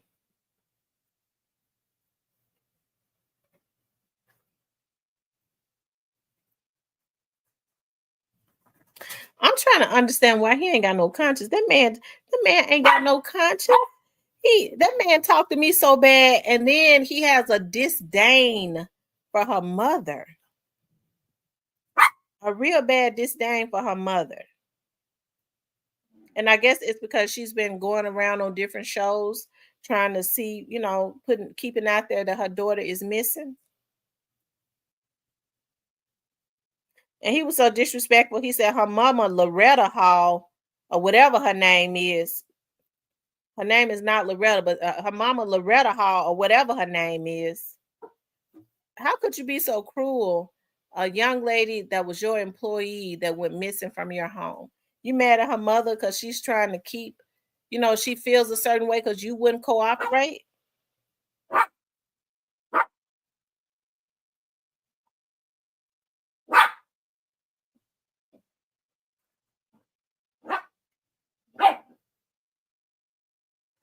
Thank you, Mr. Parker, for the $1.99 super sticker. I appreciate that.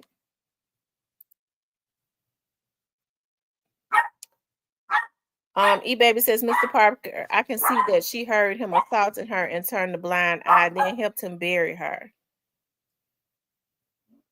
But anyways, I got into that. I was talking about Pine Bluff. So she has a ball every year as it relates to bring awareness to her being missing. And so she asked me one year if I would come to Pine Bluff and be the guest speaker, right? So I could speak about, what we do as it relates to helping families with missing people and all of that. And so me and my daughters went to Pine Bluff. And of course, I had listen. That's how I know they got dirt roads. And so anyways, we got there. It was really nice. I spoke, we released balloons, and then it started to get dark. And when we got a hotel, I was like, is there no lights? Okay, there are no lights in the city. Okay, hardly. I don't know how they see. Okay, I said I just can't go back down these dirt roads with my kids in the car. I can't see nothing. I'm used to seeing, okay? And the roads are real long because they're dirt roads. I said we're gonna get a hotel. I told my girls, I said we're gonna get a hotel, and we'll leave out the first thing in the morning. And that's what we did. That's how antiquated things are. There aren't a lot of towers as far as like cell phone towers either. Thank God I got about 150 cell phones. Because I promise you, I looked up out of all of them, one of them worked.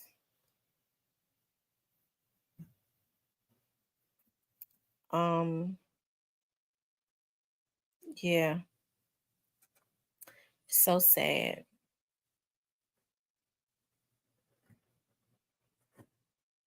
I said, no, I ain't getting back on the road. I'm getting me a hotel. And I was in the city because I told her, I said, I'm gonna get a hotel.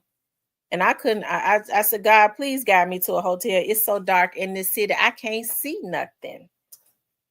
Okay, I couldn't even see. I just had to feel my way to a hotel. My baby said, Mom, I think that's a hotel right there over there on that side. My kids could see. I couldn't. It was so dark. Kids have better eyes. No lights. I was not getting ready to get back on the road with my babies in that dark city. Going back down them dirt roads.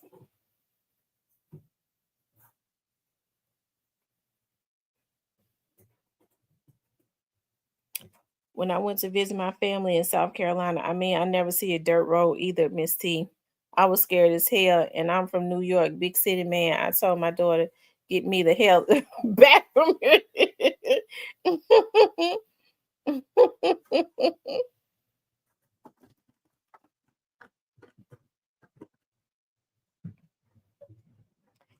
Thank you, Mr. Parker. Y'all make sure y'all hit the like button for me. If you haven't hit the like button, please do hit the like button. I'm sick of y'all. Look at me, little girl. I'm sick of you now. You're gonna have to be still. Be still.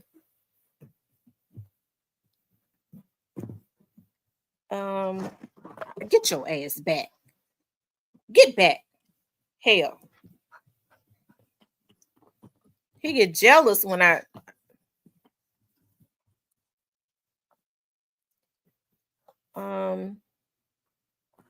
yeah, the roads be dark and long and they're dirt roads. Hell, they need to get some concrete roads. But yeah, I hate that for Clear Hall. I can only imagine what she went through. I wish his wife. Yeah, let me ask y'all something. Why do y'all think his first wife freaked out? Thank you, Shelly Shell. Why do you all think his first wife freaked out when I called her?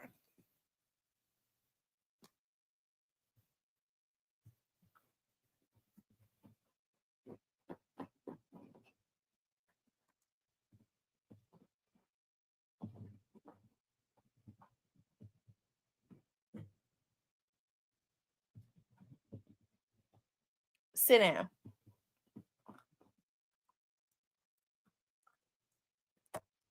Why do y'all think his first wife freaked out?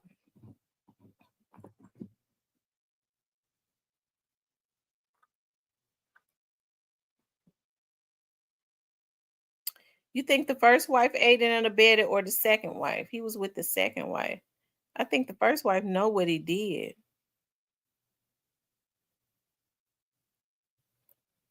Or she know what he was capable of. She had gotten away from him, but I think she probably had witnessed him do some stuff to some other girls.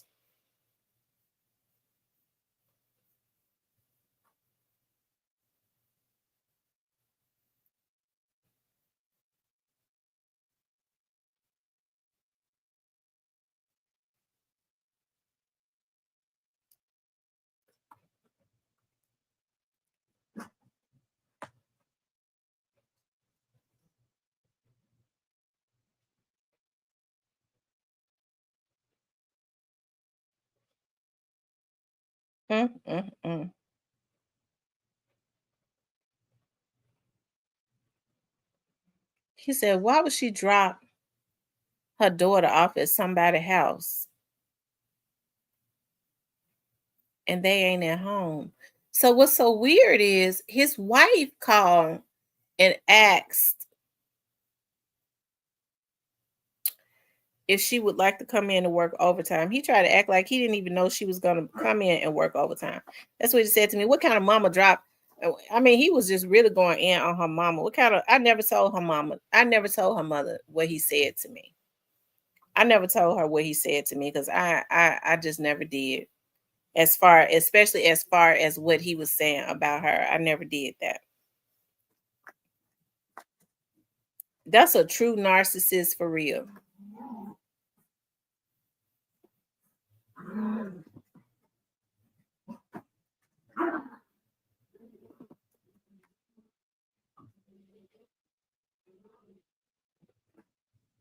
She's been waiting to be confronted about his demons. She was a complicit at some point. She called the baby to work. Yeah.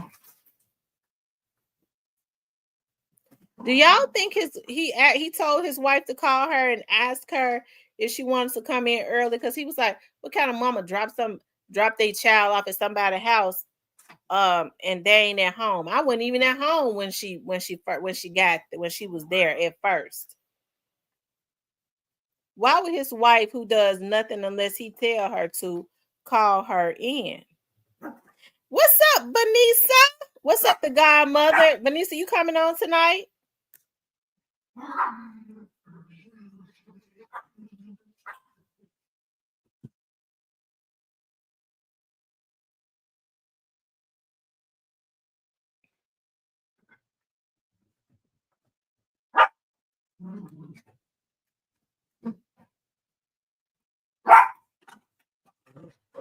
She definitely, because when he was going off on her, when I got his number again, he was going off on his wife. He was going off on her because he knew he couldn't do a damn thing to me. Get his ass. Don't get me started, because I was already slick mad at him because I had to let him talk to me like I was a damn dog. I ain't have to, but I just went along with it. Because he's never given anybody an interview. He's never given anybody an interview.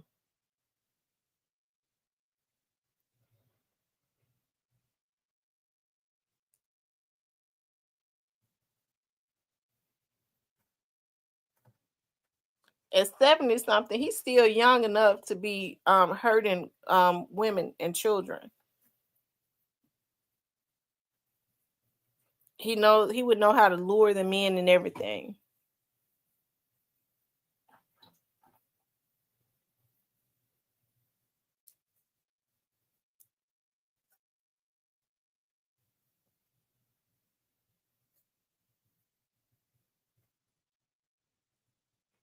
Okay, you said you're coming on after me. Okay, well, I ain't gonna stay on too much longer so the godmother can come on so I can go over there and support her. I'm trying to find y'all y'all see I love, reigniting these cases. It's just because they need to be talked about. That's all. Before I let y'all go, I'm gonna find another one right quick.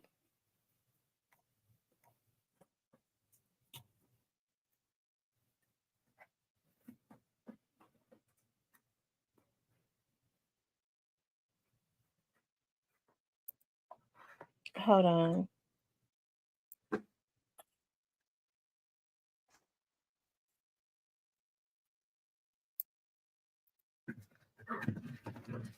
Now, y'all see this little girl right here. Now, when you look at this little girl, she actually looks younger. She actually looks younger than 14. She actually looks younger than 14. This is a case that I worked on. And in the process of airing this case, I had the opportunity to meet some really great investigators from out of New York, because that's where she went missing from, right? Her mother was able to hire some investigators from out of New York. And believe it or not, the police didn't want to do anything because this child was sold into slavery, sex slavery. That was during the time that they was in these chat rooms, and she thought that she was chatting with a 15-year-old boy. So what they did was they gave her a bus ticket. She thought she was going to Detroit. Being a child, they told her, don't tell your mother. A guy in the neighborhood helped to set it up. Okay. He took her to the bus stop, and she thought she was going to Detroit to meet a 15-year-old boy that she had been chatting with on the chat line and in the chat room. And when she got there, it was a human trafficking ring. And what ended up happening to Destiny was they put her in a cage. They put her on drugs, and they gang raped her the first day that she got there, right? And it's really sad, because when you look at this child, they did her so dirty with the way they did her. I mean, she looks just like a baby. She is a baby, okay?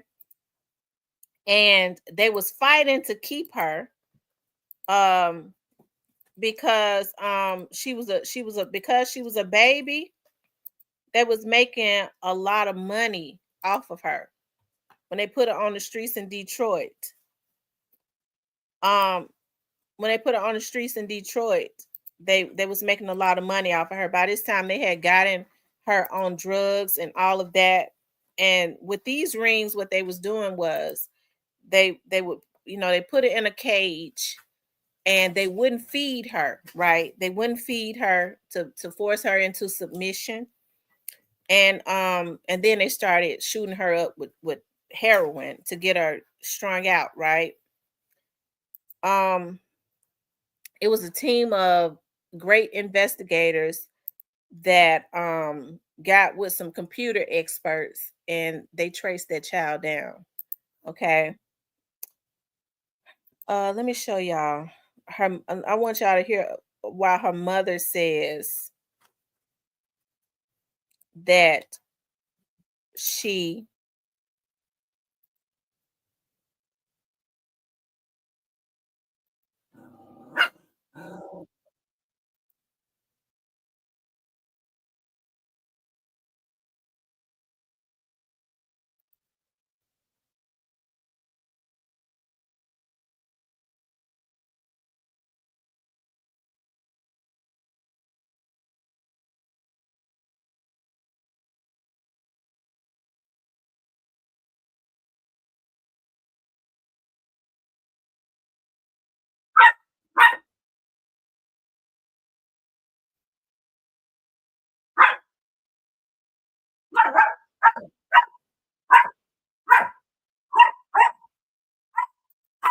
be quiet.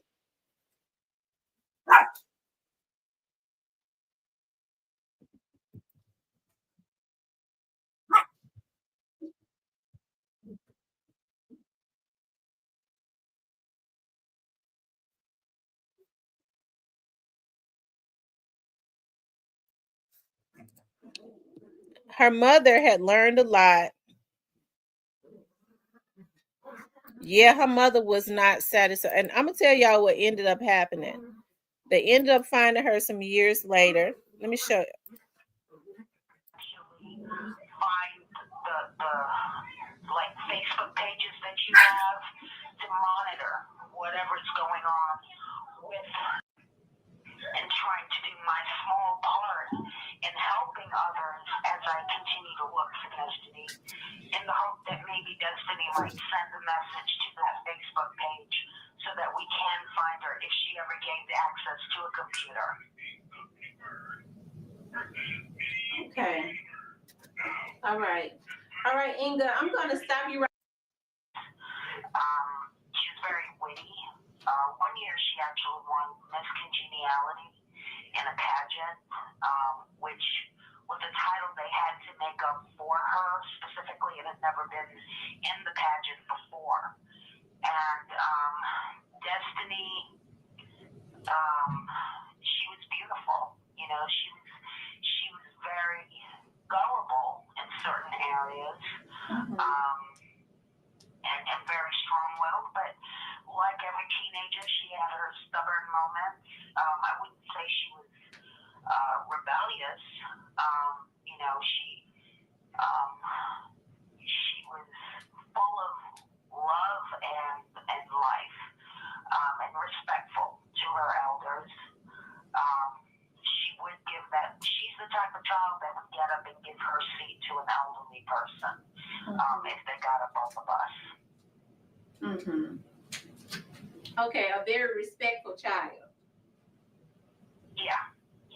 Why do you feel so many young girls, why do you feel so many young children fall in our lap a little? As a child, you know, as a teenager, you think you know better. What I was trying to do is I was trying to get to the part whereas her mother was talking about why Destiny had low self-esteem. Her biological father had raped her as a little girl. And her mother talked about that. I was trying to find it. Her mother talking about, why Destiny had some issues because her biological father had raped her when she was a little girl. Okay.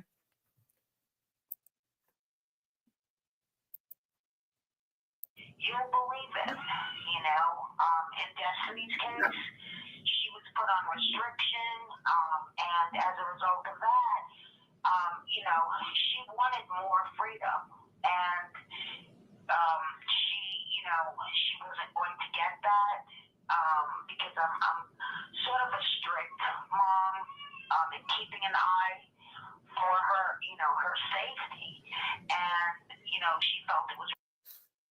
Yeah, but let me just say this. She ended up being found. Her mother hired some private investigators, and they had a team of an elite team of computer experts, and they ended up being able to find her on Backpage. Okay. And what they was doing on Backpage was she was having sex with different people. Okay. So they traced her to this human trafficking ring in Detroit. They flew out there. Once they got on their ass, they didn't want the heat on them, so they sold her back. They sold her back to this politician in this real small town in New York. I kid you not.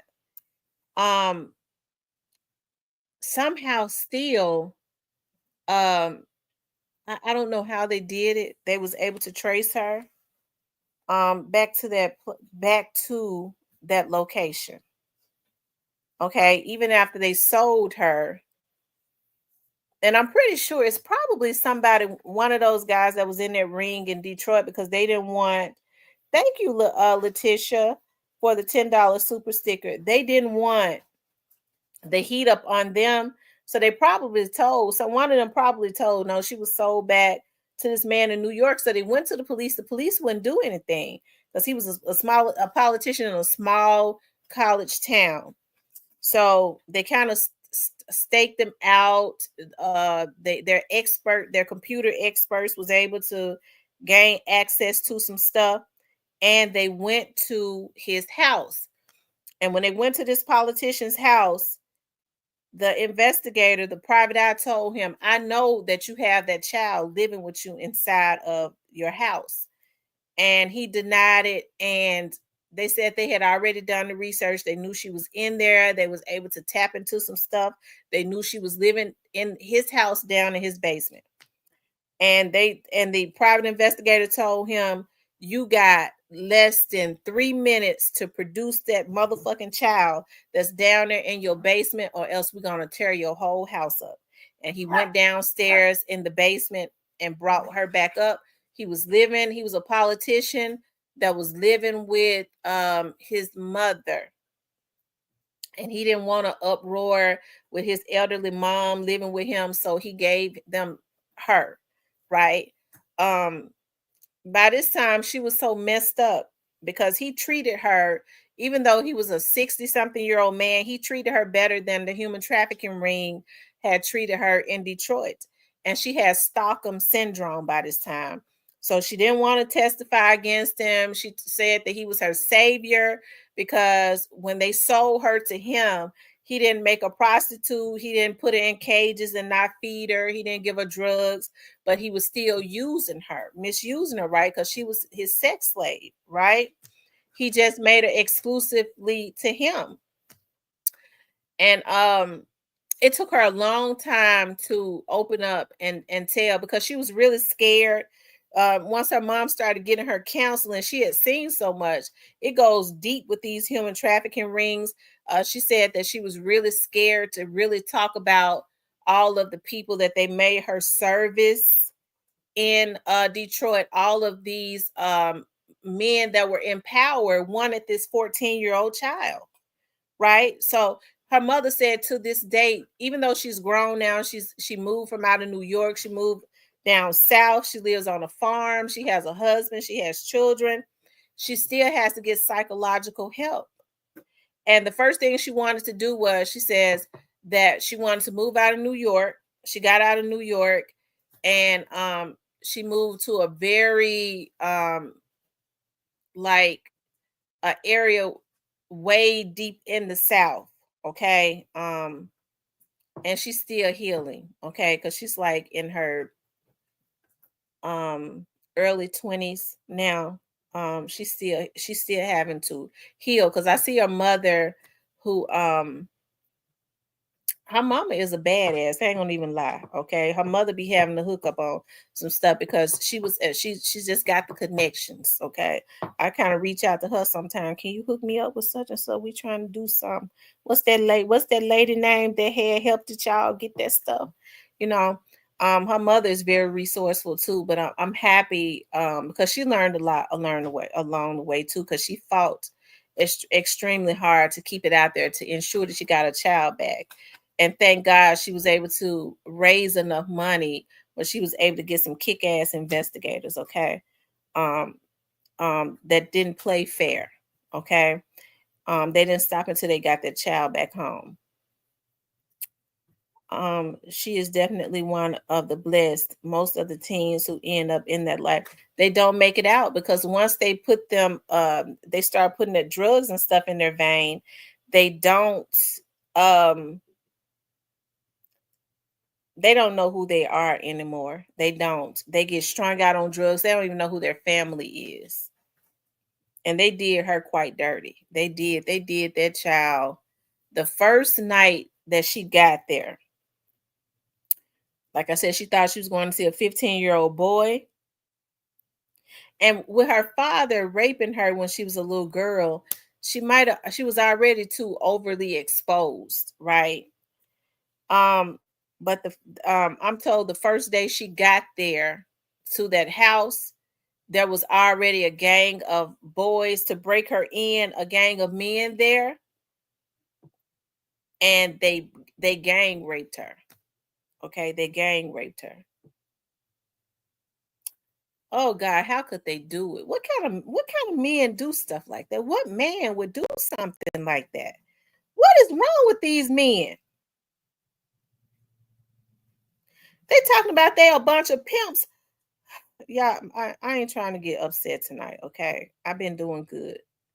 Because y'all know when I start talking about stuff like that, I get mad as hell. Okay? But her mother talked about her father.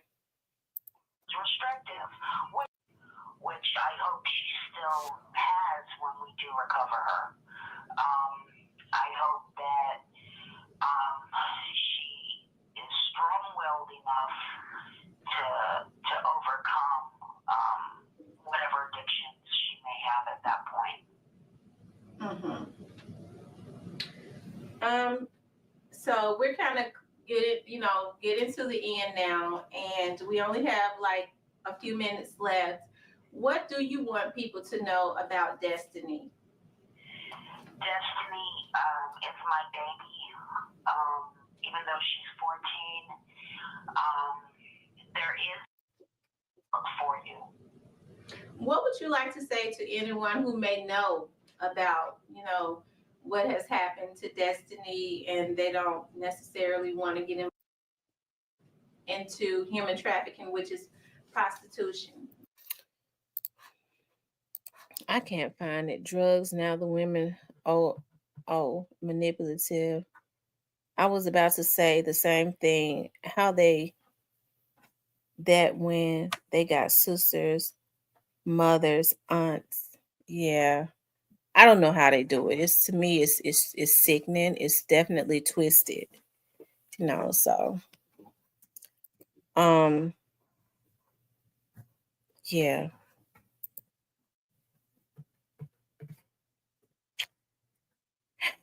Anyways, y'all, that's one of the reasons why I was doing those cases like 3-4 times a week. After doing that for so many years, I was totally drained. But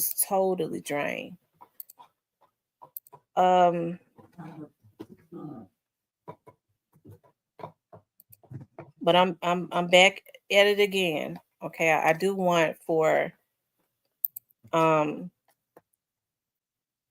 people. I want them to get exposure.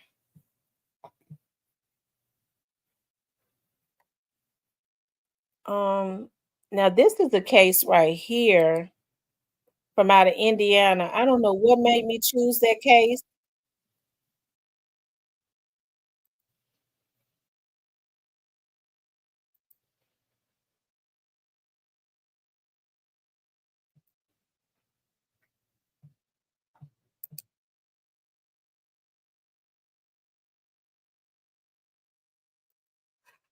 Let me tell y'all something. When I did a story on this female white right here from out of, and I chose it because they are from down in Muncie, Indiana. Okay. As y'all can see, at that time I was putting everything up on my screen. I did not know any better. Okay. I was learning. I was first learning how to edit and all of that. So y'all see, I got everything up there on the screen. Okay.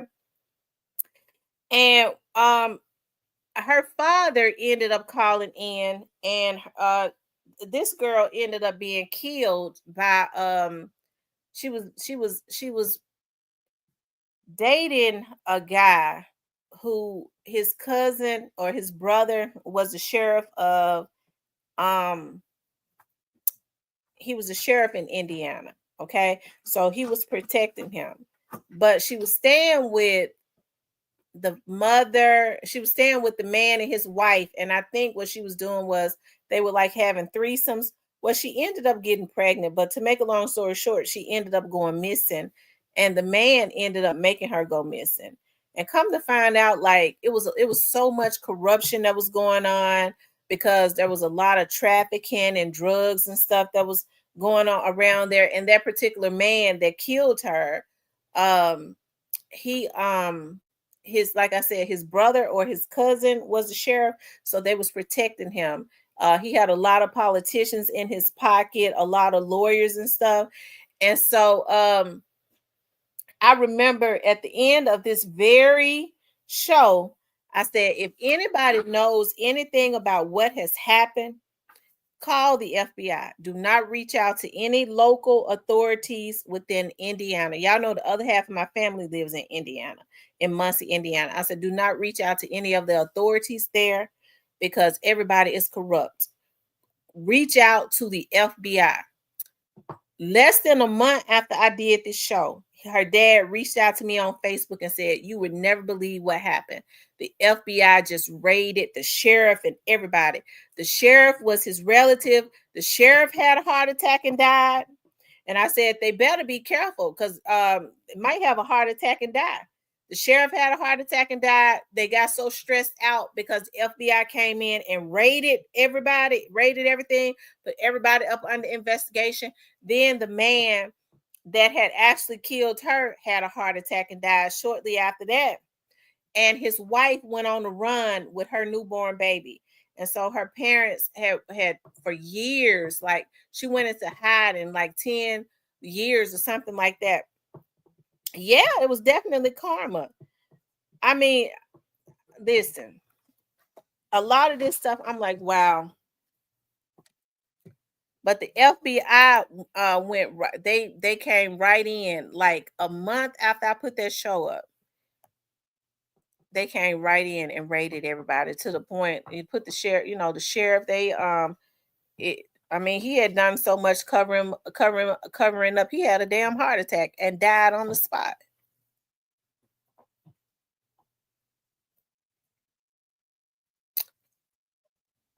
Says God bless you, Miss T, because I couldn't do that type of work because I get too emotionally. Yeah, I'm telling you, it. I mean, what makes me emotional is like how the families, how sad they are because of their loved ones, you know, going missing. It's extremely hurtful. And it's so sad when they're trying to keep hope alive, right? And you're looking at it like, Lord, I really hope that their loved one is found. But it's like, I don't know if that's going to ever happen.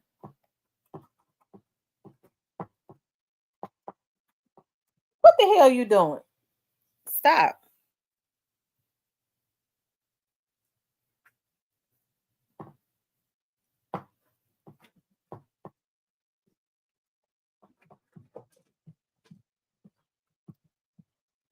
No.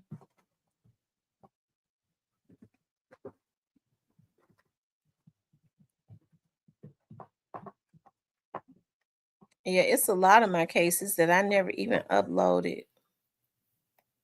It's a lot of them that I never even uploaded.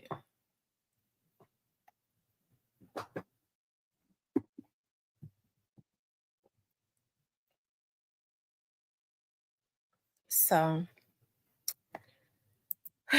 I just hope that a lot of those young ladies that have never been found, I just hope that their soul and their loved ones can get answers and find peace. I do. And it's a lot of men go missing too. Okay. It's more men starting to go missing now because that organ harvesting stuff is real, and a black male's organs preferred. Okay. So um you know, I know people want to be secretive about what they do and stuff, but in this day and time, you just cannot afford to not let people know what you got going on. You got to trust somebody. Okay. I tell women all the time, you know, when they say I'm gonna sneak off, girl, you better tell somebody who you with. Write down their tag number. Never go with nobody. I don't care if you think you know them, and not tell somebody that you are with them.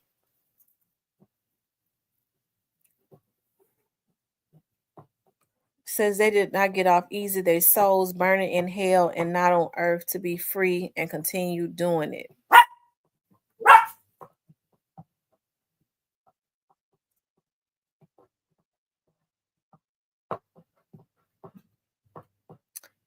Heart attacks and deaths or facing injustice, humiliation, and prison time with folk you probably violated and locked up. They got off easy. Yeah, they did. They got off easy. The sheriff had a heart attack on the damn spot. They his Andrea's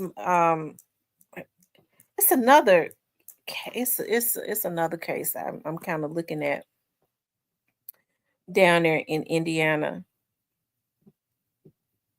Yeah, it's another case I'm kind of looking at that's got my interest.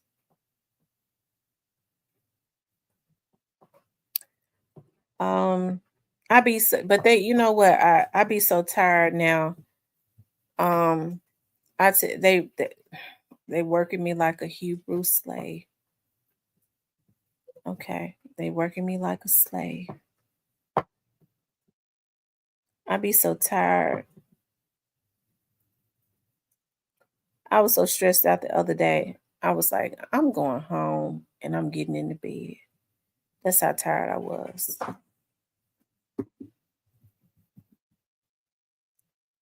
Because it'd be one case after the other. It'd be one case after the other. And I'd be from one building to the other, one courtroom to the other. And then out on the stroll, okay? Out on the beat. I won't say stroll because I ain't no damn prostitute, okay?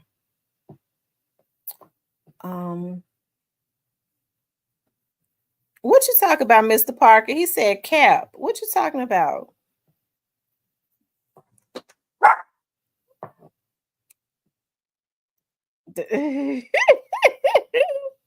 She said, Mr. Parker, you the man tonight, the only moderator in the chat.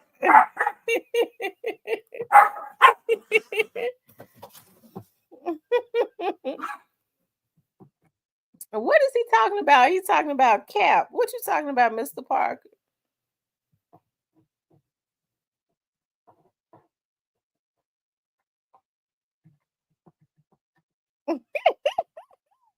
She said maybe he the only one up.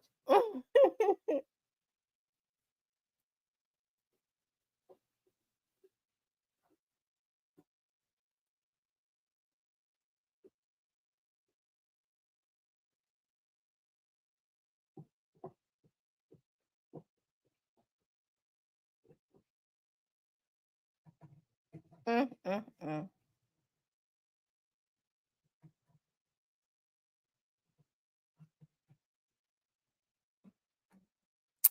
anyways, you guys, Godmother is on. I'm getting ready to get out because I stayed on here with y'all so long. I was supposed to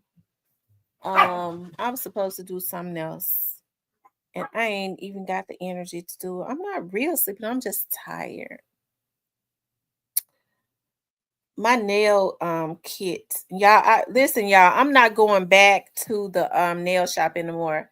Let me tell y'all what happened. Remember, y'all, I was going to the nail shop before and I had got a fungus on my toe and I went to the damn podiatrist.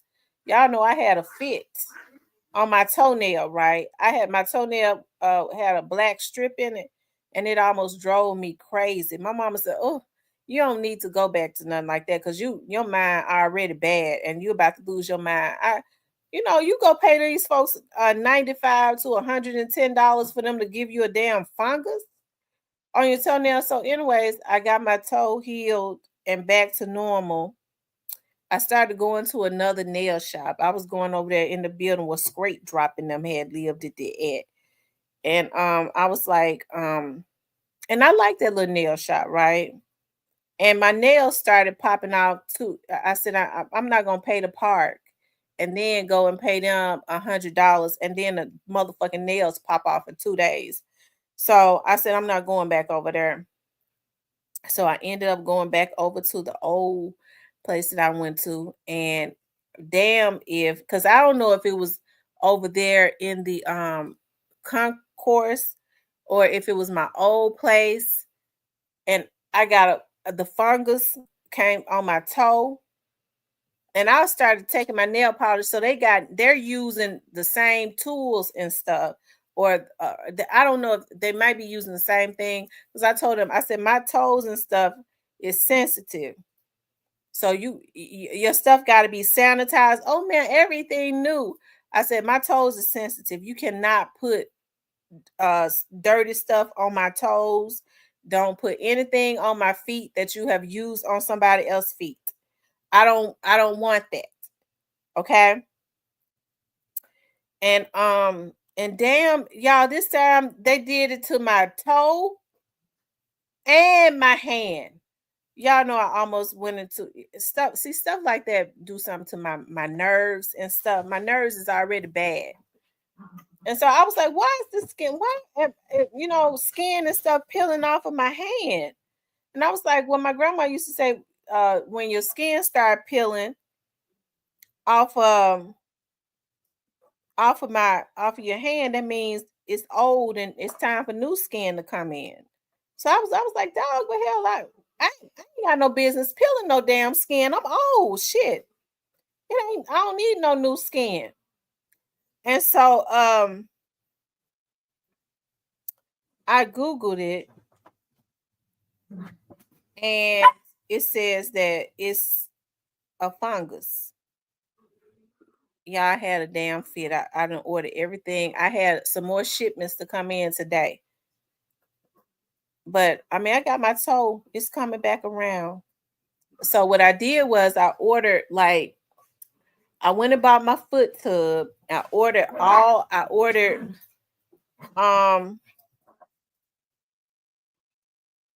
I started taking my own nail polish and they still screwed me over. So that means their stuff is not sanitized. So I ordered my nail kit. I ordered gel nail. I ordered my light so that I could put my fingers up under. I ordered I ordered so much gel nail polish and nail dip that I can dip my nails in with all the designs and stuff. It don't make no sense. And I'm gonna give my own self manicures and pedicures because I'm not going back. I'm not going back for them to mess me up. Now I've been putting all this ointment and stuff on my hand and stuff, so it don't look like it's peeling no more. It look like it's trying to heal up.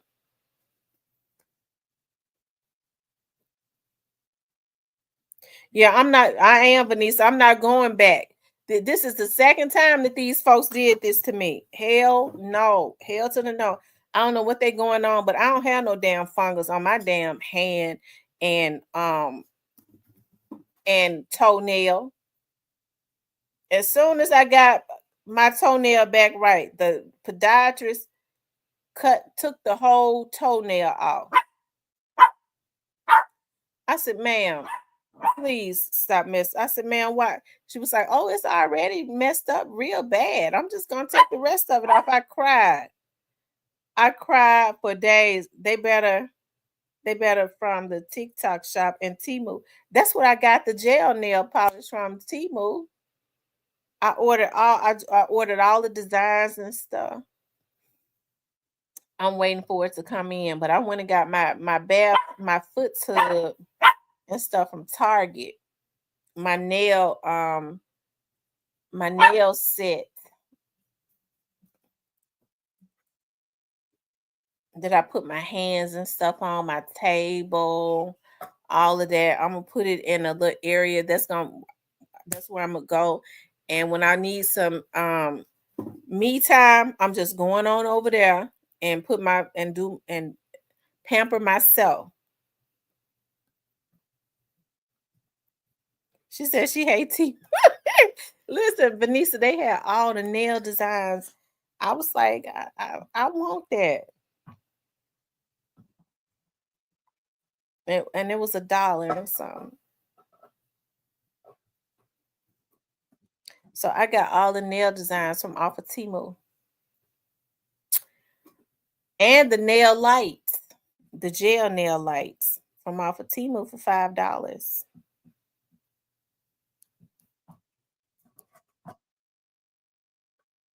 I was going to say Amazon get their stuff from Temu and just upcharge it. So I just go. I shop wholesale now. I went wholesale.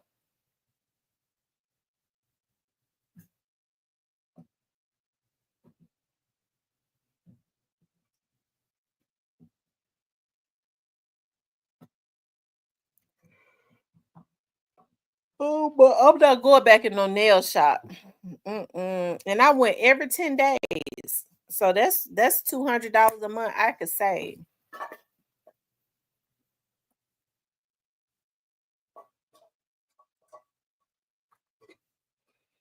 He said, just for reference, there's a Houma, Louisiana near the Gulf of Mexico, and there is a Houma, Louisiana, which is in northern Louisiana off I-20, 30 minutes from Grambling and 45 minutes from Shreveport, Louisiana. Oh, wow. That's the one I went through.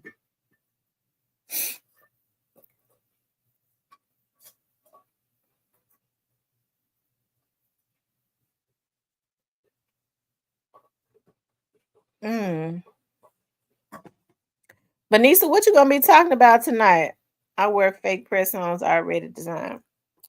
That's what I did. I got me some fake nails that I'm gonna press on and design them.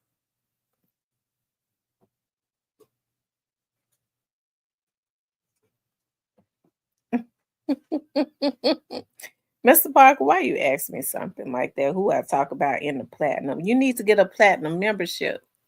Mr. Parker, why don't you have a platinum membership? Huh?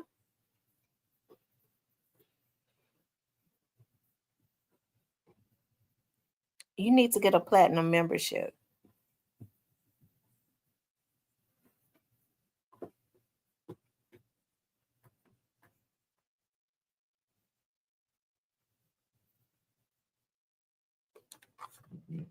He ain't saying nothing.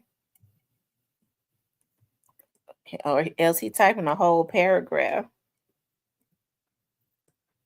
Vanessa, what you gonna be talking about tonight? What you talking about on your show tonight? And I'm surprised Cypress ain't been in here. I guess somebody must told Cypress to stay away from my channel or something. He be scared to come in. He used to come in behind Vanessa, chasing Vanessa.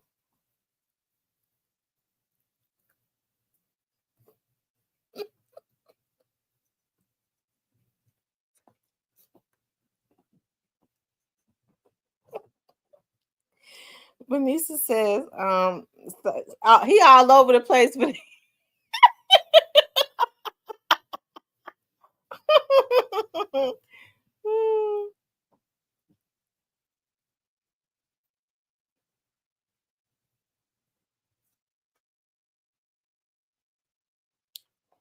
Let's see, chambray shirt, dress on.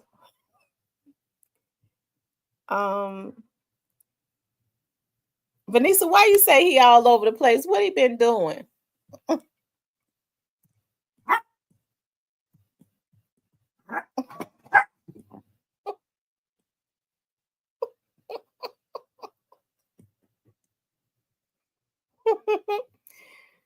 Vanessa, he picked a side. Vanessa said he picked a side. His loyal will always be his loyalty will.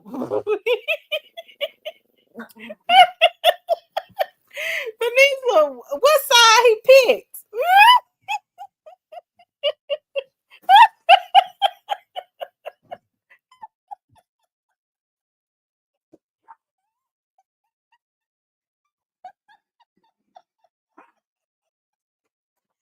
Oh my God, Vanessa, what side did he pick?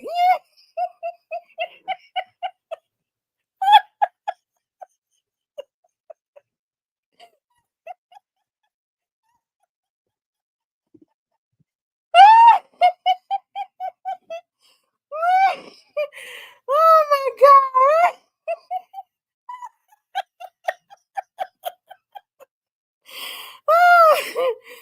Vanessa, whose side? She said, not the right side. Oh my God.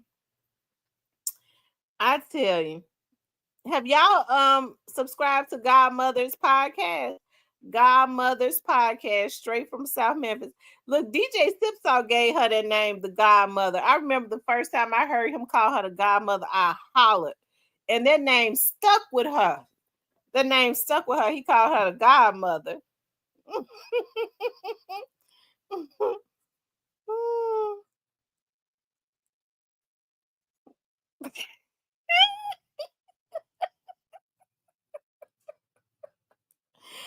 Oh my God. Lord have mercy.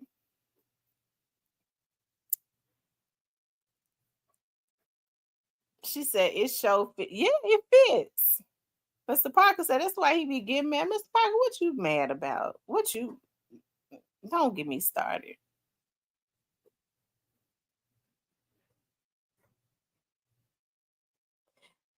Vanessa, you want to come up or you want to save your energy for your show?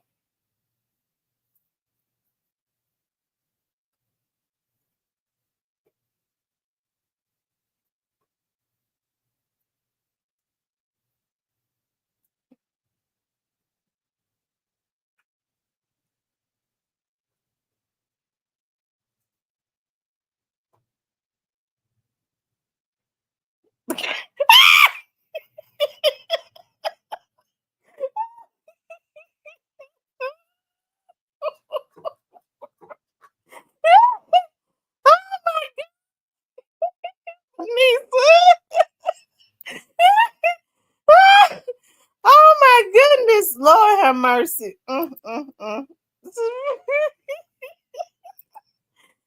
Oh my God, Vanessa.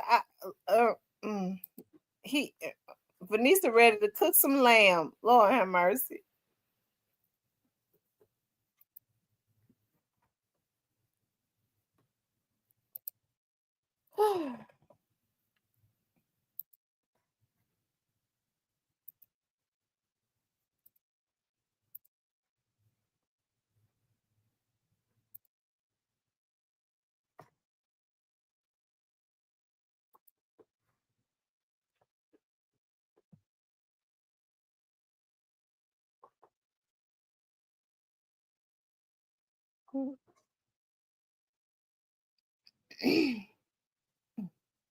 Mr. Parker, you're doing a great job in the chat. Shout out to my moderators for always doing a great job. They keep out the bad people. I thought I saw ZK in here earlier.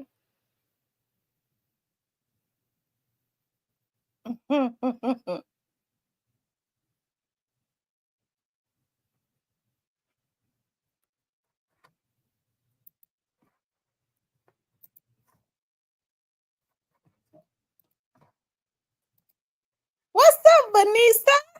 No, what's up, Bessie? How you doing? I'm doing good. What you talking about tonight on your chat? Because I'm trying to get, I don't know. I want to talk about, since we always talk about how the men trying to get the women tax money, I need to talk about how we can get some of the men tax money. Just saying, bitch. Lord have mercy. How can they get some of the money, Vanessa? They ain't gotta do nothing but play they role. Don't be like Cypress and try to be sprout of the fence. You know what I'm saying?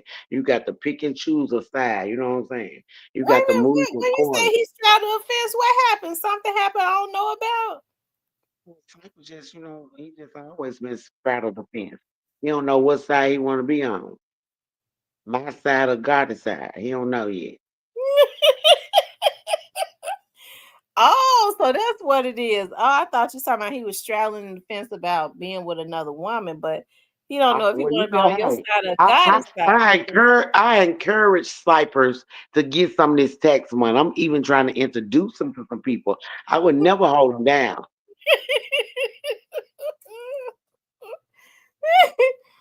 Lord have mercy, Jesus. I wonder if he in the bushes. He don't come here like he used to.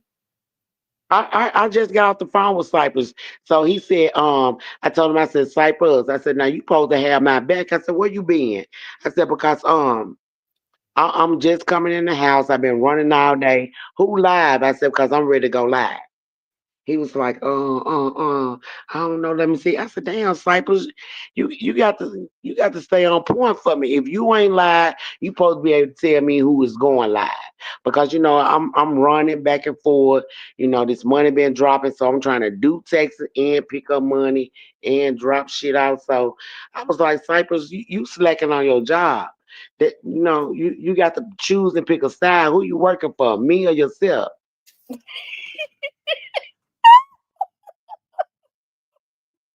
Oh, Cypress called me back in less than 5 minutes. Said, "Yo, best alive." I said, "Okay." I said, "Let me pop over there." You know what I'm saying? also he know I'm live, but he ain't came in here not now But hold telling. up, dog. He did say, he said, "I'm finna go to the store and I'm gonna pop in there." He said, "Then when she finished, we gonna go live." I said, "Okay, then I got you."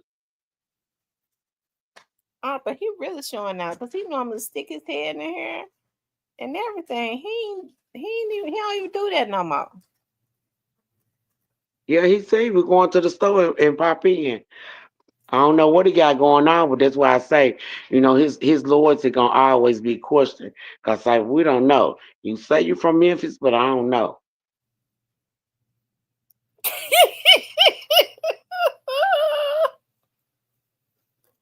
So you said what you gonna talk about tonight, Vanessa? Um, Hold on. We are talking about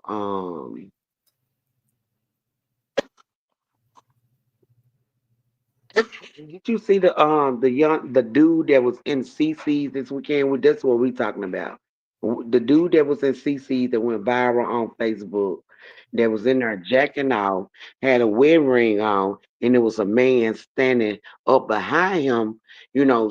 Standing up on the rail. I wish I could show you the picture. I'm gonna have to learn how to operate my stuff on my computer. And he's standing up behind the man while he jacking off Christy and CC. That's what we talking about tonight. Oh my God. And somebody recorded it? Somebody recorded, the nigga went viral. He had a wedding ring on. I'm just saying, but the dude standing behind him, my comment on that motherfucker, it hit about 2K. Nigga, you standing behind him, you gay too. You been sucking dick. I'm just saying. Lord have mercy. Mm. You standing behind another man that's sitting down in a chair jacking out with a wedding ring on. But they came together. It's not that they didn't know each other. They came together. But you act as if you didn't see him. Yes, you did. Cause you been sucking that nigga dick. Lord have mercy. I'm trying to figure out why he gonna stand behind him so close. He was standing directly behind him. They went viral. Oh my God. Oh, how old did he look? Like he was.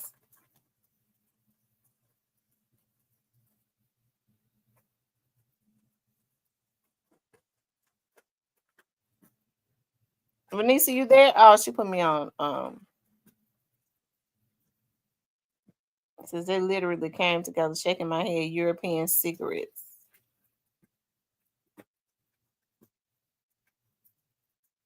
Mm. He might have had a ring on his finger, but he might be married to a man.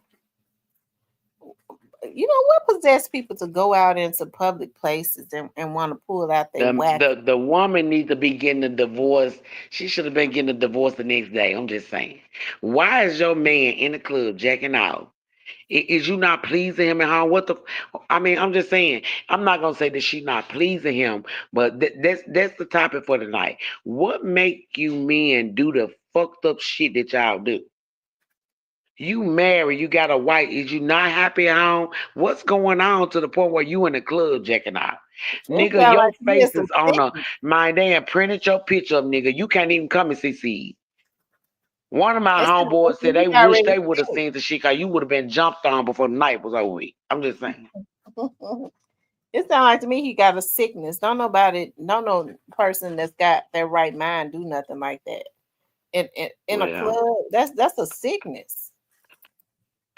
it's sad out here. We got men that's married. It fucked me up that he was married. You got your wedding ring on. You in a club. Why is you here? And you married anyway. This is not a place for married men. You need to have your wife on your fucking arm. Y'all need to be a place where married people hang out and you know click together. Why the fuck you in this place by yourself? Men do not know they fucking do this as men. Oh wow. That's a sickness. Oh, Yeah, so that's what we he talking about probably tonight he on my probably was podcast. Cause looking at somebody else. I'm quite sure a lot of people seen it, Creasy. This nigga went viral. And when I say over, oh my God, y'all, this man had over 10K views. Mm, mm, mm.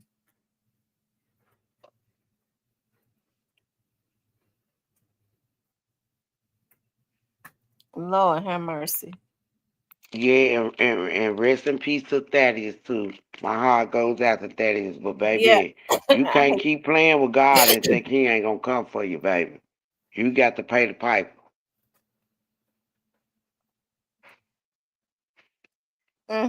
Mm. He another one too, baby. Your video went viral, nigga. You been liking me, and you know God ain't send you to tell us shit. It God seemed didn't like send to you to me. tell us none, and you liking me, and then you uh.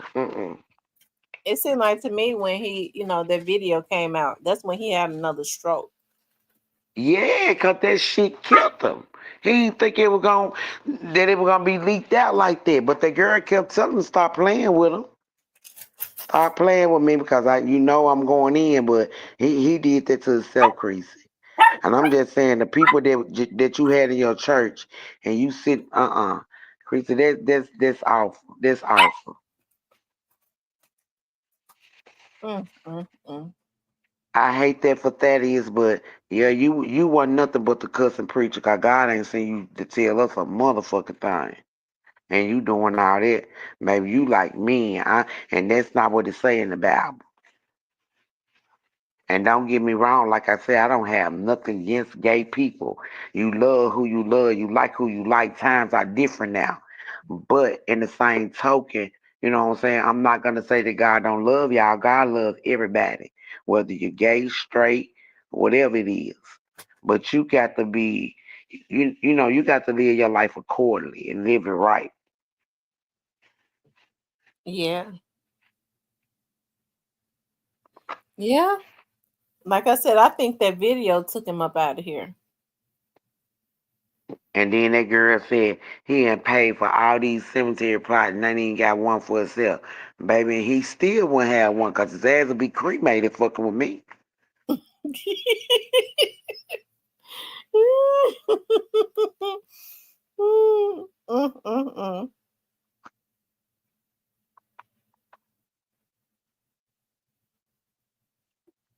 I tell you, Lord have mercy.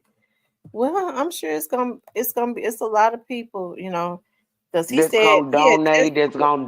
that's gonna contribute, but that's all right. Baby, keep that money, put it in your pocket and cremate his ass. Cause he going to hell anyway.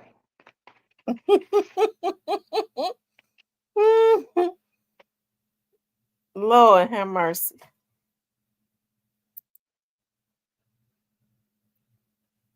Mm, mm, mm. Yeah. He says, got my like up.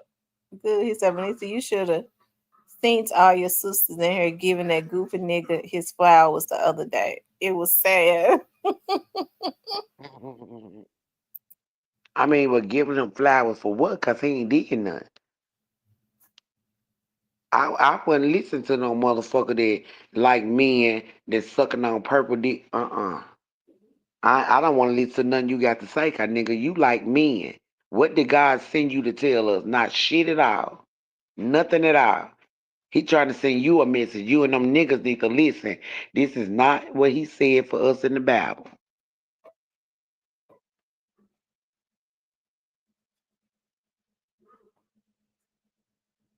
Mm, mm, mm.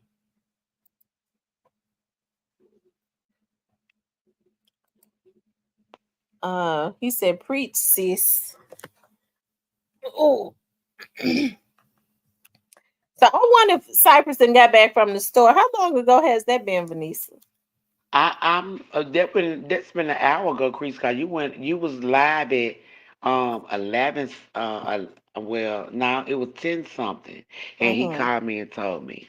So yeah, I don't know what Cypress hiding it, but I'm finna go live and bring him on out the bushes. Okay.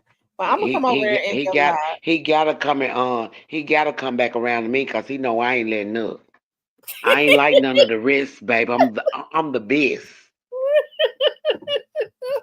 I hear you. Well, I'm getting ready to end my live so you can go live. Okay, well, so finna get ready to go live. Y'all tell them Come and tell them support the us, name of your sister. page. Tell them the name of your Uh, page. Godmother's podcast, straight from South Memphis. Y'all come and support me, y'all. I'm finna get ready and go live. Mr. Parker, you ain't gotta do nothing but just wait on them lamb chops, cause it's gonna be nice. We gonna have. Mhm. I'm trying to tell you, you might not even want to go back home after I let my bestie try some of this chicken and lamb and shit, pasta, some chocolate dipped strawberries. What he mean is midnight 53. What's that? I don't know what's today. Well, it's fit to be Friday. So on Friday says Freaky Friday. Thursday is almost gone. And look, Mr. Parker said one way trip. I'm telling you.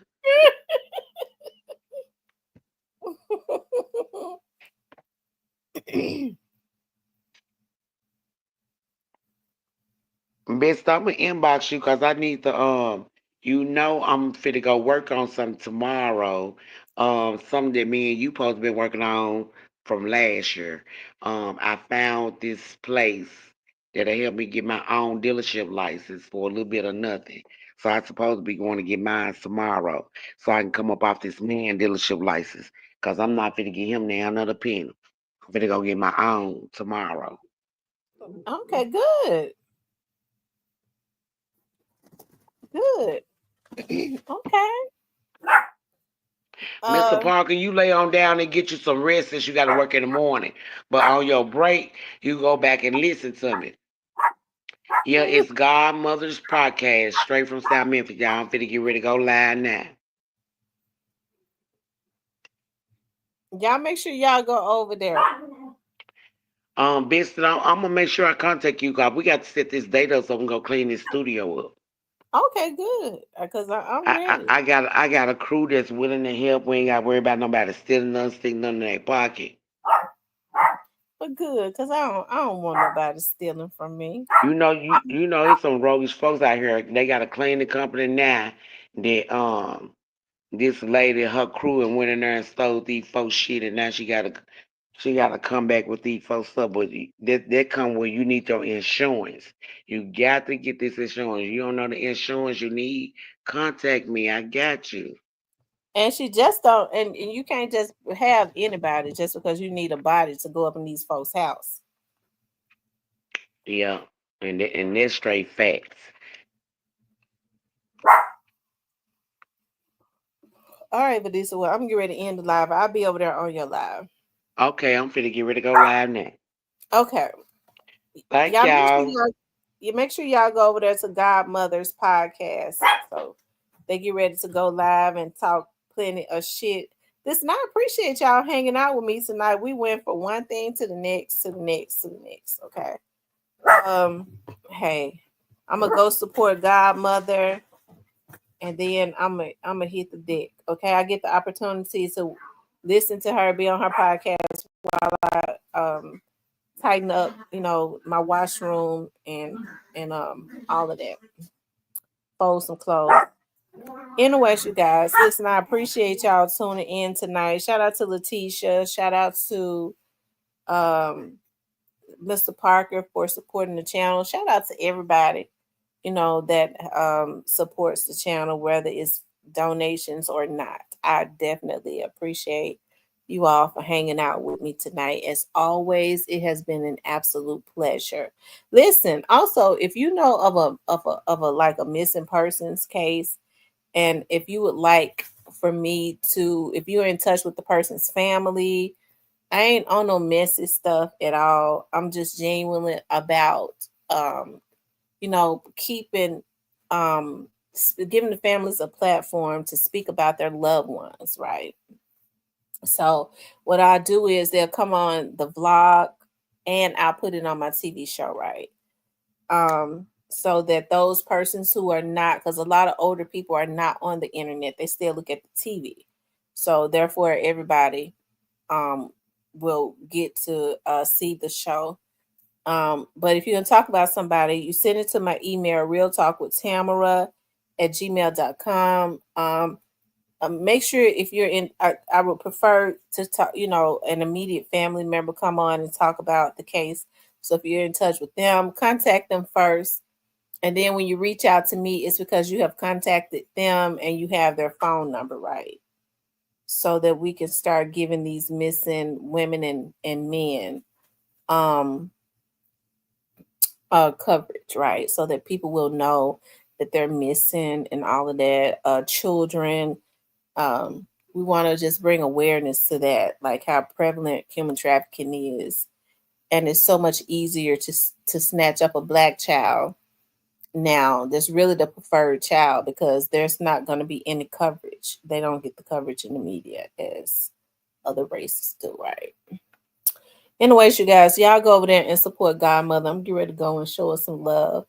I appreciate you all. I love you all. It has been an absolute pleasure. We'll talk tomorrow.